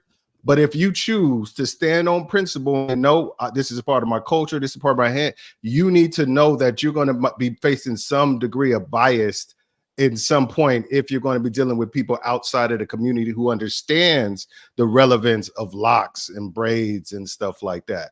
That's all I'm saying. I'm not saying that, it's wrong or it's bad, or I'm not getting to the feminine part. I'm just saying, just understand that you're setting yourself to where you have to work a little bit harder to get the same stuff. So as Black people, we have to do that anyway, though. So you're never going to be saved. Bro. A low cut doesn't save you from that. Bro, I'm 6'3" with a scar on my face. People think I've been to prison. I went to college. I was a victim of a crime. But because I got this scar on my face, I have to work that much harder. But that wasn't a choice. That wasn't a choice to get the scar on your face. But I'm saying, as a Black man, no matter what it is, if I don't look like the people in this office, I have to work harder to be accepted in this office. And I agree. But there are certain things that you can do to lower or to minimize the amount of arrows you're getting shot at you, right? Yes, we do understand, because this Black skin, there are certain things that we're going to have against us intrinsically, but there are other mitigating circumstances that we can control to stop how many arrows come at us, right? Our appearance is one thing that we can control, right, to stop the most of the adversity coming towards us, fam. So it doesn't work like that, though. We just saw Taraji P. Henson, and Monique talks about how, people said That is Monique not the didn't same get any thing. traction. Yes, it is. Shut up. Monique talks about how she didn't get any traction on her complaint about low pay because people didn't like her attitude. Okay, Taraji told her she was going to do it the right way. She did it the right way. The end result was the same, right? None of that stuff saves you. If these people going to look at you and judge you and treat you some type of way based on something as frivolous as your hair, then your skin color is going to get you the same result, right? Everything about you being Black people, a Black person, is going to get you the same result. So you cannot save yourself by trying to conform. You'll twist yourself into a pretzel and you'll still end up in the same situation. Can I finish my sentence? Thank you. And also, before Trigger Mike go, also I want to say is this, so it also goes to, like, Taz made a great point by saying that at one point men wearing lipstick and dresses was not okay. And now if that same man walk inside a building, nobody's going to look at him and say, oh, we cannot give you a job. They're going to be like, oh, he's so brave. They're going to actually give him an award for being one of the greatest women of all time. Of the year, they're gonna get a Woman of the Year award. Well, Sharon, if you don't acquiesce and you just prove that men that wear the locks, like I was saying before, like if men that are doing the righteous thing and that have the locks, and we have a representation of them doing great things, then it would change the ideology. And also, I believe, Trigger Mike, you kind of acquiesce to that, saying that Neil deGrasse and Carl, what's his name? Neil deGrasse Tyson. And the guy that always wear the black and white suit that's running for president. Oh man, I can't believe I forgot his name. Cornell West. Right. Also, so the afro could seem that it's okay. So you already acquiesce to the fact that if we was to stand together with our young men, they would be more susceptible to our Cornel West had his afro in a time where afros were accepted. He had his afro since the 70s, where brothers had afros, and it was just a normal part of society to see a brother in afros, and there was no real judgment by that for the most part. And Neil deGrasse Tyson has like a low, like a Lamont Sanford. His hair ain't that. But regardless of what Trigger Mike was saying, that's uncouth. Like they both are pretty much uncouth. Like Cornell don't even shape up his hair or his face. And they don't shake that shit up at all. Yeah, and Tyson as well. He don't really have no kind of haircut. He's not shaped up or nothing. And we always got to acquiesce, shape up, this, that, clean cut, this, that, smell good, chest up. And so we can push the needle forward if we was to stick together with our young men. And this is why our young men are pushing against the old heads. This is why Sway always push against the old heads, because they are not backing the young men that is going to be the next forefront, the ones that's going to be at front. And that's the issue that we're having with the age. Yeah, you have more. Yeah, but that has to come. Let me say this. Go ahead, fam. I actually just want. Let me say this. It seemed the gentleman said about the afros in the 70s, they could go into the workplace and nobody looked at. Yeah, that was a hairstyle that was that represented defiance. It represented, so no, they weren't walking up into corporate workplaces with afros and the white people was just saying, oh, okay, welcome, have a seat, so they feared that hairstyle during that time. And so it hasn't largely been accepted in workplaces. I like that you use sorry, the word fear. Yeah, my dad. So let me add to this. I just wanted. Can y'all hear me? Can y'all hear me? Yeah, we can. Go ahead. We're gonna go Trigger Mike, and then we go Omni. Go ahead, Trigger. All right. Go ahead. Yeah. So what listening to everybody, one of the things that I do also want to mention is that it seems like we're making a lot of the cases that Black people need to employ themselves, because every time we were speaking, we're talking about changing, basically asking somebody to do something for Black people. And, that's probably a large part of the problem. The largest employer of Asians is Asian people, right? So they're going to be 100% fully accepting of whatever the hell Black people got going on. A Black-owned business owner will 100% accept any cultural Black hairstyle. So it also comes back to Black ownership every single time. The person who's going to accept you the most is another Black person. So this is just another case for Black business. So the problem I yield my time. Problem is that like all these corporate places, they will accept the Punjabi whether it's religious or not. They don't even care if he's religious or not. They would just say, hey, he got a Punjabi, and they let it go. As long as it's wrapped up. Oh, snap. That's the problem, because that's the other part I wanted. Yeah. Most people are not questioning these Punjabis or Indian men and ask them, is this part of your religious faith? Where do you go to practice your religion? They're not questioning them at all. And if we could get to the point where we are not, because also that turban has a negative connotation as well to blowing shit up. So yeah. So somehow they able to move past it, but we can't move past locks. This is the problem that most men are having. This is what. That's because the let me ask Sharon, because wait, hold on, Sharon. That's a bit off, because the men that wear Punjabis own their own businesses, bro. They on Harwin Road selling cloth in Houston right now. They're not in corporate spaces. The Indian men, such as I forget his name, Vivek, whatever, the CEO of Google, he has a clean cut. He's an Indian man with a clean cut. Most of them do. They are in IT. I see them in the office building all the time with no. All right, no, I'm not even going to negate that. I'm not in IT. But what I will say to your, the last thing I wanted to say. They don't wear no deodorant. They smell like this. This is the last thing I wanted to say, though. Hold on. This is the last thing I wanted to say on that, because the one thing that you talked about, the LGBT community, I think you talked about the Indians, the one thing these people have is economic power or political influence. They are going to acquiesce to what LGBT want to do every single time because they have political influence. What you mean? You see what I'm saying? They can sway an election. They cannot sway election. They do. They do. They do not have enough people to go. They do. They do. So do black people. Have enough voting power to go anybody. They do. They do. Their movement does. Their movement does, bro. Do you know? Okay. Let's talk. Hold on. Let's talk about it for a second, Sharon. Let's talk about it. Do you know why companies? Hold on. Do you know why? If they had the numbers, Trigger Mike. If they had the numbers, these politicians would not be trying to make sneakers, putting fucking hot sauce in their bag, and eating fried chicken in public. Right. I don't see them trying to say, that's why. Hold on. My new curry kung pao. They're not doing that because their voting block is not as big as you saying they are. But their voting block has, their voting block has straight people in it, Sharon. But let me talk about what I said, political influence. They, damn, you made me lose my train of thought. But these people, the reason why they will acquiesce, every company will acquiesce, is because companies now get a score from an LGBT society that will hurt whether customers shop with them or not. So they have economic influence and they have political influence. I'm forgetting what it's called, but there's an index to how nice you are to gay people. And if your company gets a bad score on that index, your stock will go down. So that's what I mean by economic influence. They have that. They absolutely do. I promise you. This is such a slippery slope. It goes down a rabbit hole that a lot of people, and not trying to be disrespectful to anyone, but they already know based on what you just said. Now watch this. They already know, and I mean the government people, they already know that we as a people, when we get our paycheck, that paycheck is gone to the other communities.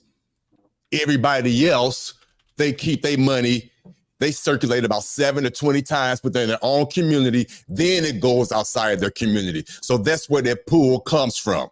They already know we as a people, where our money gone, where our money is going. They already got us, unfortunately. That's how you have to understand the big picture. The reason everybody else could pull and have that clout is because they know for a fact when they get their paycheck, they keep it within their own community several times. Us, we go to the mall. We give it to them, we give it to them, we give it to them, and we give it to them. Okay, I can't let you do that. I can't let you do that. Don't do it. I'm using them all as an example, but let's be real. How many of us keep our money within our own community? We go down to the street, to the restaurant. We go to the. I'm not gonna let you do that. That's absolutely. All right, Amazon. All right, PhD for Amazon. All right. Okay, well, Shein. The numbers. Shein and Amazon. All right. Amazon. The numbers say really it. this is Amazon, the problem. exactly. Amazon says it. This The is the numbers are problem. true. You can deny it with the emotion all you want, but It's not emotion at all. What number? Where numbers at? Speaking Google of it. numbers, I want to correct something. We are getting caught up in the wrong conversation right now. We're getting caught up in the wrong conversation right now. So you tell us where it's at. We're getting caught up in the wrong conversation because Otis's point, Otis's point is that we don't keep the money within our own community is his ultimate point. So whether it be the mall, whether it be Amazon, whether it be Walmart, what have you, we do not shop black, even though we have all these black-owned businesses that are marketed black. And the biggest problem I find in that dynamic is that most of black-owned businesses are not need-based businesses. Right. They're not need-based. Your sister's selling lashes. She's selling wigs. She's selling hair care products, which is something that okay, we do need hair care products. We do need hair care products. But everybody selling hair care products, we need, you know what I'm saying? We need more mechanics.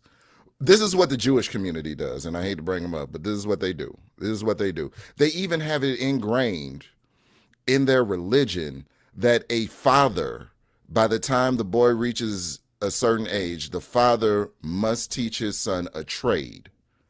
The father must teach his son a trade. He must be a mechanic, a carpenter, something that is useful to the community. This is how they keep the dollar in the community.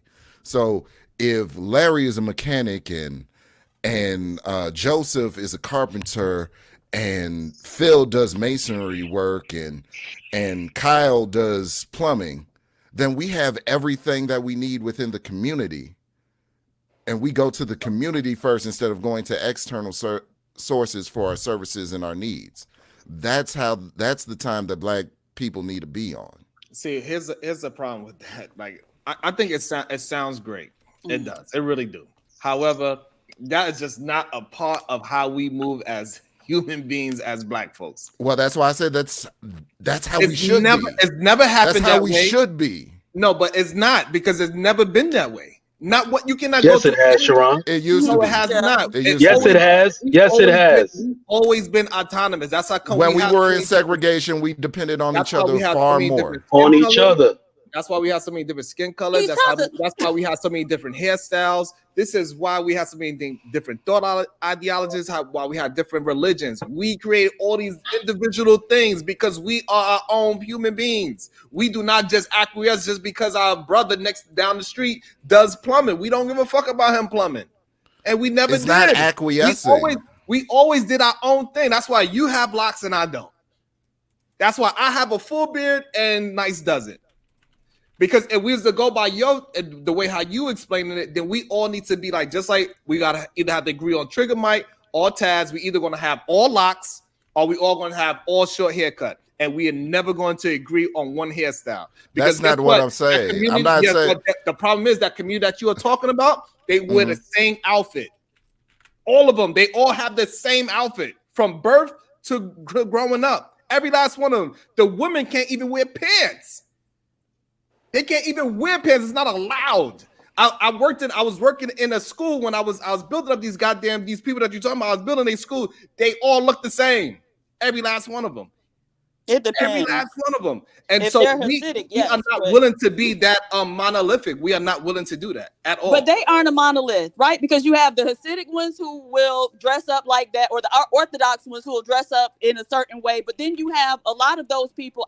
There's a large community where I'm from, and they went to school with us. They dressed like us. There was no difference, between them and us, except they went to a Saturday school to learn Hebrew. But they look like us. So they're not a monolith within their own group. They have several different sects within that group. But I did want to correct the misconception that Asians are out here just employing themselves, because that's actually not the case, right? So as of 2017, this is what I was able to find quickly. It was 2.5 million Asian American owned businesses. Only 556,000 of them had paid employees. On average, they have about 8 paid employees. So that's almost 4.5 million jobs that are created by Asian businesses. However, in 2017, which is the same year that data was taken, there were over 22 million, almost 22.5 million Asians in this country. So they're only employing a very small percentage of their own people, right? And so they work for these white companies as well. And as a matter of fact, I watched a documentary recently where they were talking about, Asians, and they come here. They start with those mom and pop businesses, but their goal is to send their children to school to become doctors and, tech, execs and all that other stuff. So again, they work for the same companies that everybody else does. So I just wanted to kind of correct that, model minority myth, and that they're out here just employing themselves. And, Black people should do what the Asians do, because the Asians doing what we doing, which is working for the white man. Well, that's why I prefaced it with the Jewish community, because the Jewish are the more independent communities. I mean, true. I hear that, but and that's what Black people need to get to. If Black people, this is the thing. I'm not saying that in appearance Black people need to be a monolith. I'm saying in value system, the Black people need to be a monolith. And the things that we value. What I'm saying is, like, when you work in a culture, right, you'll see that somebody get hit by a bike, it's only day police coming, it's only day ambulance coming, and they all look the same. Like, it's like what PSG is. So when you go to the Hasidic part of the community, which is in Red Hook, Brooklyn, right, or closer to Marcy Project, they all look the same. You go over to Coney Island, Brooklyn, those Jews, they all look the same. When you go to the another part, and when you go to the Russian part of Brooklyn, Coney Island, a different part of Coney Island, all those Jews, they look the same. So yes, they got different factions of them, but in their own culture, within their own little city, they all dress and move and talk the same. It's kind of wild. You know what I'm saying? And so, but we are not willing to do that. Everybody that's with dreads is not willing to move to one part of the city. Say this is the dreadlock portion of Black people. This is the we all wear Nas fades portion of Black people. We're not willing to do that. We are all interested. Like, hey, what up, Rasta? And we just keep it moving. I'm not gonna lie, it would be fucked up to go somewhere in Louisiana and every nigga got a Boosie fade on. It would fuck me up if every nigga got a Boosie fade if I went somewhere in Louisiana. That would fuck me up. I'm not gonna lie. And I'm from Louisiana. That would fuck me up. That's funny. So before we move on. About to be a situation. Hey, hey, hey. Shout out to the Superman. He says, Flora, African ass, talking about Mike like she didn't carry baskets on her head. Barefoot. God. You know what? Shout out to Superman. He says, most Indian men in corporate IT are clean cut. Shout out to you. And then one more time, the Superman, he says, if we're talking about actual brick and mortar businesses in the community, Black men own 53% compared to women at 39%. Physical buildings is what he specifically told What does that have to do with the conversation, though? If That we're had talking nothing. about Black people as a whole. Sharon, someone did make a good point on your Facebook just now. It's hilarious. All you New York niggas have the same uniform. Y'all wear Timbs. Y'all all wear. I do not wear Timberlands to the construction site. I am a bougie construction worker. I wear Red Wings. Okay. No, in New York made the Okay, worst. Mr. Foreman. New York chose the worst boot to make popular. Like a Timberland boot is a horrible boot. It's not comfortable. It don't keep your foot warm. It don't got a steel toe to protect you on the construction site. It don't. That is really one of the worst boots ever. They do look good though. I ain't gonna front. They do look good over some jeans. I do give for a it that. week. I give it Man. that. But yeah, most real construction workers do not wear Timbs. But they this is what I'm saying in the discussion, and this is my overall point, right? Is that I believe that Black people as a whole need to go down in order, and we need to redevelop and reconstruct our code, because we had a code at one point that we all agreed to. It was unwritten rules in our community, what we would do, look out for each other, kids and whatnot. So we need to have a code, and if on the list, when we get to the hair item, we need to definitely decide if this is something that we're going to acquiesce on, or if this is something that this is a non-negotiable for our community. And I think that's what the Crown Act was about. I actually worked with the individual who helped institute it here in Kentucky. That's why it got so popular nationwide, because it popped off around the same time of Breonna Taylor. The man got with this group called the Young Prodigies. Charlemagne highlighted them on the Breakfast Club, and they instituted the Crown Act, and it got to Washington. I'm sad. I just got the news that it got voted down, but you know what I'm saying? I think it's a fight that's worth fighting for, because as PhD Diva mentioned, as Taz mentioned, I believe that the controlling of someone's hair comes from a place of fear. It comes from a place of fear. And the fear is that when there's nuance and when there's differences, it is what it is. There are Black people. I'm gonna say this about Black people. Black people are the apex predator when it comes to the human race. I believe that we're more fit, we're more capable, we're able to do things better than a lot of other people, just because of how our genetic makeup is. And I think that the government, or whatever entity you want to attribute this to, their task is to temper strength. Yeah. is to temper strength. So anything that cannot be controlled has to be weakened.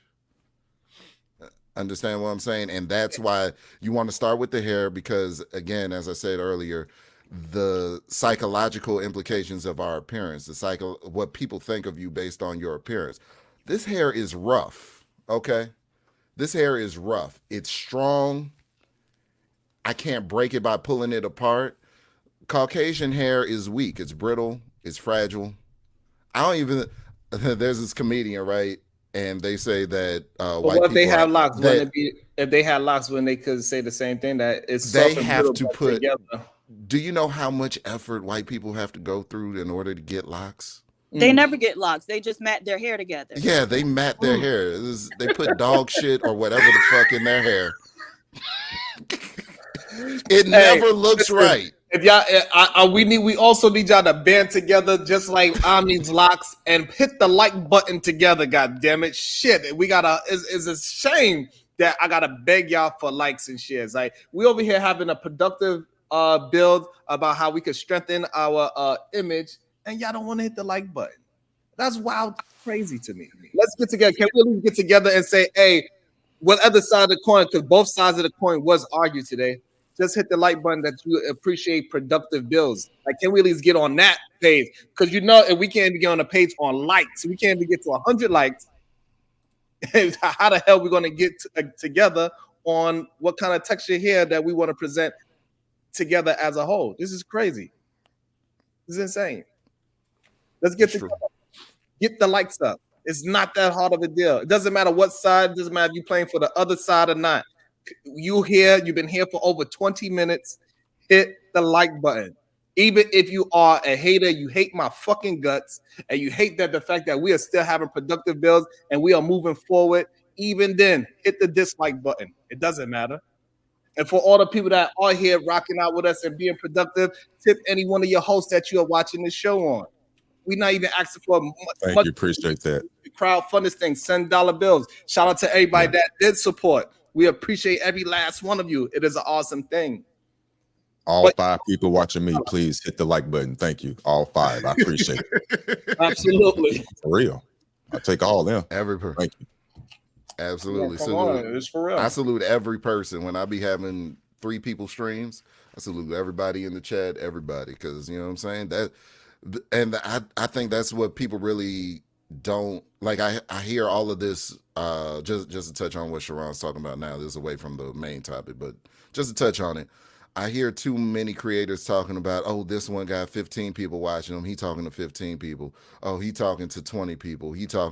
Look, that 20 could be 200 tomorrow. So never knock that 20. Listen, I will never knock that 20. I have 0 people watching on my YouTube, although it's streaming to YouTube, but I do have a very good following on Facebook. So most of those Facebook comments are from my Facebook Live. Mm-hmm. Shout out to everybody on the Facebook rocking with us. Salute all the people. But back to the discussion. I just think when I see certain stuff, it doesn't make sense. And you also have to look at hair we got to break down hair from a biological perspective too. What does hair give off? What does hair give off from a biological perspective? It's a source of pheromones.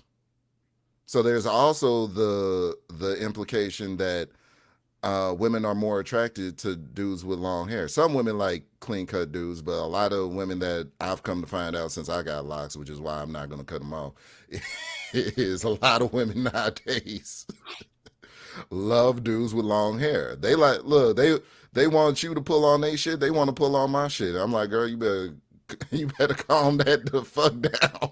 Pause. That's not this type of party over here. But they love hair. A lot of women are attracted to long hair. You know what I'm saying? Agree. If you think about all the bullshit books that women read about their fantasy guys. It's got this dude with a full chest.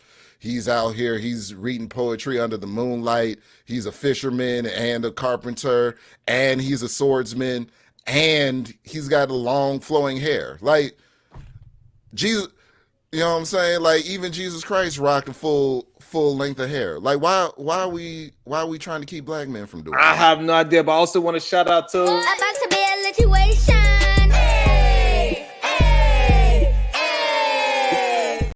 shout out to something to think about. L Nix, bro, Otis. That's how we show support. That's how we keep the goddamn dollar circle within our own community. Let's keep it circulating within our own goddamn sector. How about we try that first? Shout out to L Nixon. Appreciate that. Thank you. Otis appreciates it. Thank Most you. definitely, I appreciate it. That's all I was saying. Thank you. I appreciate that for real. You know what I'm saying? Like, that's how we got to keep building that. Right? We're not asking for nobody to break the bank. It's all good. We got 116 people. Y'all could just all send 99 cents. It's all good. It shows appreciation. It helps the algorithm, hitting the like button so we can actually have these productive builds and we can build past our goddamn sectors. And so we can invite more people. We get even more engagement and we increase the intellectual positivity, the intellectual dopamines. Because we also have that as well. We cannot only support the fucking drama and punching each other in the face verbally. We also gotta, when we productive as well. It's the whole spectrum. We gotta promote it. Shout out to the Verbal Assassin. Thank you, baby. About to be a situation.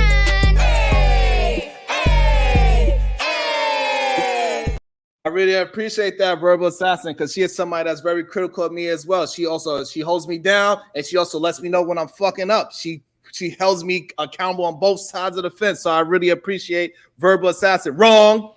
Black hair is actually the most fragile hair. That's why it seems like it doesn't grow as long. It grows very long. It just breaks easier than others.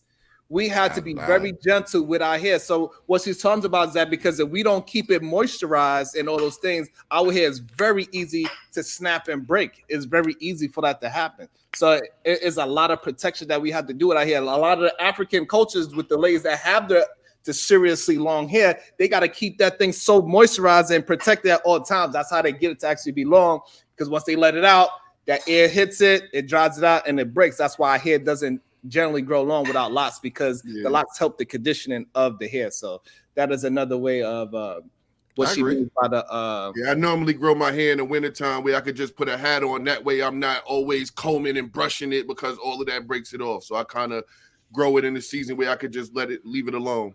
Absolutely. But this kind About to be a situation.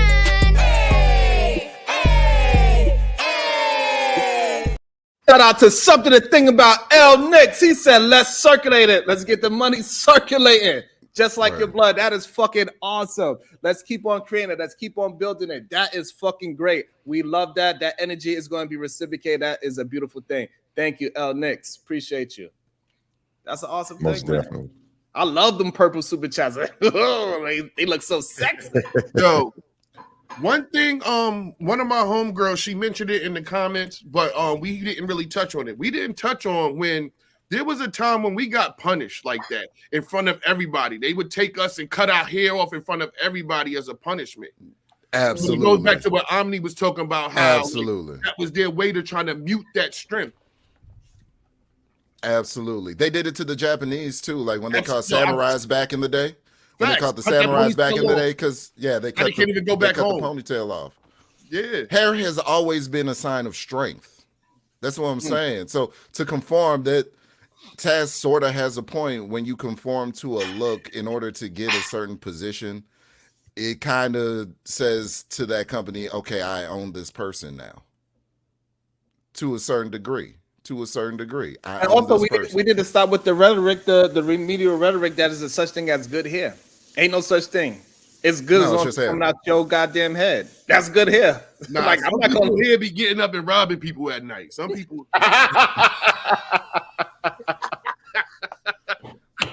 At least that's what it seemed like, right? Like the way how they be making the conversations be like, no, that shit is yours.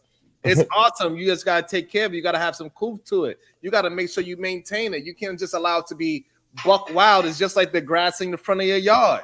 You gotta make sure you maintain that motherfucker. Keep the edges to yourself. Don't let your vines go. Because I ain't gonna lie, it upsets me when somebody just flip their hair and they slap me if I'm just on the back of the line. No, you know your hair long. Don't just flip your hair around like you don't know. You know. It's crazy. You know, it's like, so, you know, just keep control of your hair. That's all. About to be a situation. Hey, hey, hey. Thank you. It's me, Dr. G. I really appreciate you, Dr. G. Thank you so much with the follow. Good show today, Sharon. Nice work. Thank you. And it's not just me. It's all of us. It's also the comments. Everybody that's in the chat, that's keeping the chat moving and keeping our viewpoints going back and forth. It's everybody. It's all of us. That's why I say we got to build this plane together as we fly. So we, you know, we knocked off some luggage and we still flying high. So, you know, it is what it is. What's up, Trigger Mike? What up? I just wanted to say, when I was listening, do we also understand, because this is the part that's bothering me a little bit, do we also understand that there are black men that like their hair short with waves and, you know, like little fro?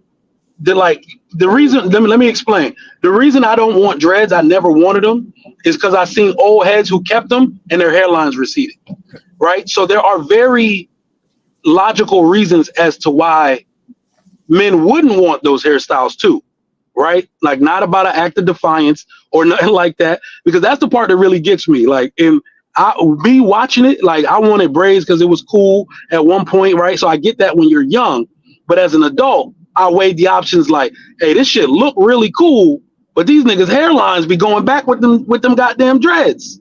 So do we understand that there are logical reasons why black men, no other men, would decline to have those hairstyles? Because I just want to make sure I isolate space for those brothers too. Some of us like our Caesars, some of us like our fades. Love it. Would never want to wear any other hairstyle on earth. I love my hair the way it is. And I just want to make sure I make space for those brothers as well. I don't think anybody was trying to erase the space for them brothers. In fact, this whole thing is about the right and the ability to have your hair however you choose to have it. So if that's short and wavy, cool for you. It doesn't, to me, project what type of person you are. You know what I mean? And vice versa on the other side. So No doubt. Never trying to erase that space. I think we was supporting that. Yeah, the Great whole point, I Beast. thought the No whole, doubt, no doubt. the All whole right, topic just making was sure. about choice. At the end of the day, what the whole topic is about the choice. And if you don't have choice over your life, if you can't control something like what's on top of your head, you know what I'm saying, or your appearance, if you don't control that, then what control over your life do you have? That's what we're saying. So I made a statement earlier in the chat. I made a statement earlier in the chat. I think that hair is something that people can get singled out for. That's why it's such a hot button issue. But I also said that the conversation is a bit disingenuous in the fact that we've all conformed in one way or another. We've worn a uniform to get paid. We even adhere to a dress code to get into the club. But it's usually when you can be singled out for your choice, i.e. your hair, that's when it starts to become a problem. So I do see, you know, what y'all are saying, but I think we are all naturally conformists. It's just a question of what's going to make us conform or not. And hair is usually a hot button issue. So I guess maybe I disagree with your examples more than anything, because not everybody going to the same club, right? And there's clubs that I won't go to. Black people going to the same club. Stop lying, Sharon. I don't go to the club at all. It's a I waste mean, of time. I'm older now. Let me speak for myself. But there was a time when, you got to wear hard bottom shoes to get in. I'm not going. You got me. I'll go somewhere else. You know what I mean? Like, I'm not. Hard bottom shoe. What the fuck kind of club was that? Oh yeah, it was a big thing. Club church. It became You a got thing it, in New York because it was a way to eliminate the people who weren't going to do it. Like, you couldn't wear Timbs, you couldn't wear sneakers, like no hats. That's where everybody started trying to wear the diesels because it was like a sneaker shoe type of combo. No hats, no do-rag. They started getting crazy with the restrictions just to limit really hood dudes. Exactly. If we gonna be honest. No, y'all all act better when y'all in your church clothes. All right, you can't do too much slide across the floor. That's not true. I turn up. That's not true. And there it is. And there it is. It's not true. Niggas wild out. You see how the bias, you see how the prejudice always come out? It always come out. But act better in church clothes. It's crazy. But no, people do usually act better in a best outfits. People tend to act a little bit better. Because you feel better, you look better, and you move a little bit more happy. It just you mistakenly are more trusting of people in church clothes. That's the problem. That's no, I think the preacher. I really that's why believe the preacher that is able to do things with some of y'all wives. Let's keep it a buck. Oh, that's all. Tell a story. Keep it Let's keep keep it it. Oh, Yo, Omni, you know what it is to me? Omni, you know we got in trouble for playing in our church clothes when we was little. Stop it. What it was for me would make me not look at that the same way as some others. I know right now there's a profession who wears suits every day and get paid to lie. They're called lawyers. Absolutely. Oh, but but maybe that's a. No. So I'm just saying, I never looked at a suit and felt like, oh, I trust you more because you got a suit on. I never felt or it's a part of the great game. They get paid to wear the suit so they can lie to the people who's supposed to listen. You see what I'm saying? Like we call those people politicians. We call those people. Yeah, I can trick you better. I can get close to you. You'll give me your ear if I look in this suit. You wouldn't give me your ear if I had a wife beater on. You tell me to get the fuck away from you. You see what I'm saying? So So I think, but people do tend to act and walk a little bit different when they got when they fully suited and booted. They just do.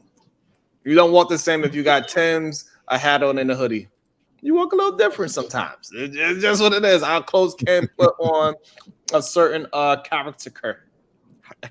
Yeah, I think we all gotta we all have something that we'll bend for, but it's usually because it's usually because it don't matter that much to us. And mine is hair. Like I don't give that much. I'm not giving up my 6-figure salary for no goddamn hair. I'm sorry. I can buy too much other shit that make me happy. You see what I'm saying? So I get what people are saying, but I think we all have something that'll make us conform, and we're being disingenuous if we don't believe that because we've already done it. We've already done it. So that's a good point, I guess. With the suits, because he's saying if Cavacieri didn't wear his Papados uniform, he wouldn't have been as popular. Do we agree with that? The psychology. It's the psychology. I don't know. Like Kevin Samuels couldn't come dressed like Angry Man. Let's do that one. Kevin Samuels dressed like Angry Man. You think he would be as popular? Clearly. God damn, why you got to tear down Angry Man to make your point? I'm not tearing down Angry Man. I'm putting up another prominent YouTuber. I know what you're saying. I know, but a part of his appeal was his. That nigga was a little too clean. I'm gonna just say that. But yes, a part of his professional appeal was the way he dressed, his attire. Absolutely. His refinement. But at the same time, it wasn't great word choice. Right, it wasn't great just word choice. PhD. It was also the way how he was able to articulate himself as well, the way how he was telling stories. Because we got Angry Man, almost 7 million. We got Anton Dance. He's another one that he dresses down for the job, and people love. That's him. Crazy. That's crazy because they're all equally as articulate, but only one of them wears a suit. That's crazy. You're right. No, you're right. You're right. You're 100% right. No, but that's why I'm saying that it doesn't really coexist because they numbers are great. Angry Man numbers are great. Anton numbers are great. Yeah, and they don't wear suits. Kevin Samuels dressed that way because that was his profession before he started doing the advice speaking. Like he came from showing rich men how to invite me to a good time tomorrow. That's what I'm going to do. Yeah, there's a reason that he show up here with these church sweaters and these mock necks and all of that. Sharon up here with the mock necks with the church chain on. I remember one time I called Sharon with a suit on. I called him Creflo Bracy. He looked like he was about to sell me a prayer. Kassim gonna pull up with the mock neck too. Kassim gonna come with the mock neck with his hand on his head. Yeah, but he clean though. He clean. I can't take it from him. He clean though. He clean. That's funny. Oh man, that is great. That is awesome. But we are hitting the 4-hour mark. We did some overtime today. I appreciate everybody that was here. I think we had a great productive build today as well. We didn't get there with the likes. It's all good. We got some. I don't know what's going on with that. It is what it is. Hit the like button. Hit the like button. It's not too late. It is what it is. I appreciate everybody that hung out with us, that hit the like button, that hit the super chat, super sticker, hit the Cash App, PayPal, share button, because that counts. Every last little bit counts as we continue to build productive conversations. Thank you. We are the solution-based gang, and we here. That's why we fight off problems. So we got to get to it sometimes. Sometimes it get heated. We argue, we scream, we curse each other out, but it's all good at the end. Put those airplanes in the sky. Make sure y'all comment after the show is over, because that helps with the algorithm. Even if you're just saying peace out, we appreciate y'all. Thank you. Did I get all the super chats? Let me make sure I got them all. Shout out to everybody that was tuned in from the Facebook side. Appreciate y'all. Yes. And we got to keep on grinding and keep grinding, man. It's a beautiful thing. Later. We'll see y'all later. Peace. Maybe even later on today. You never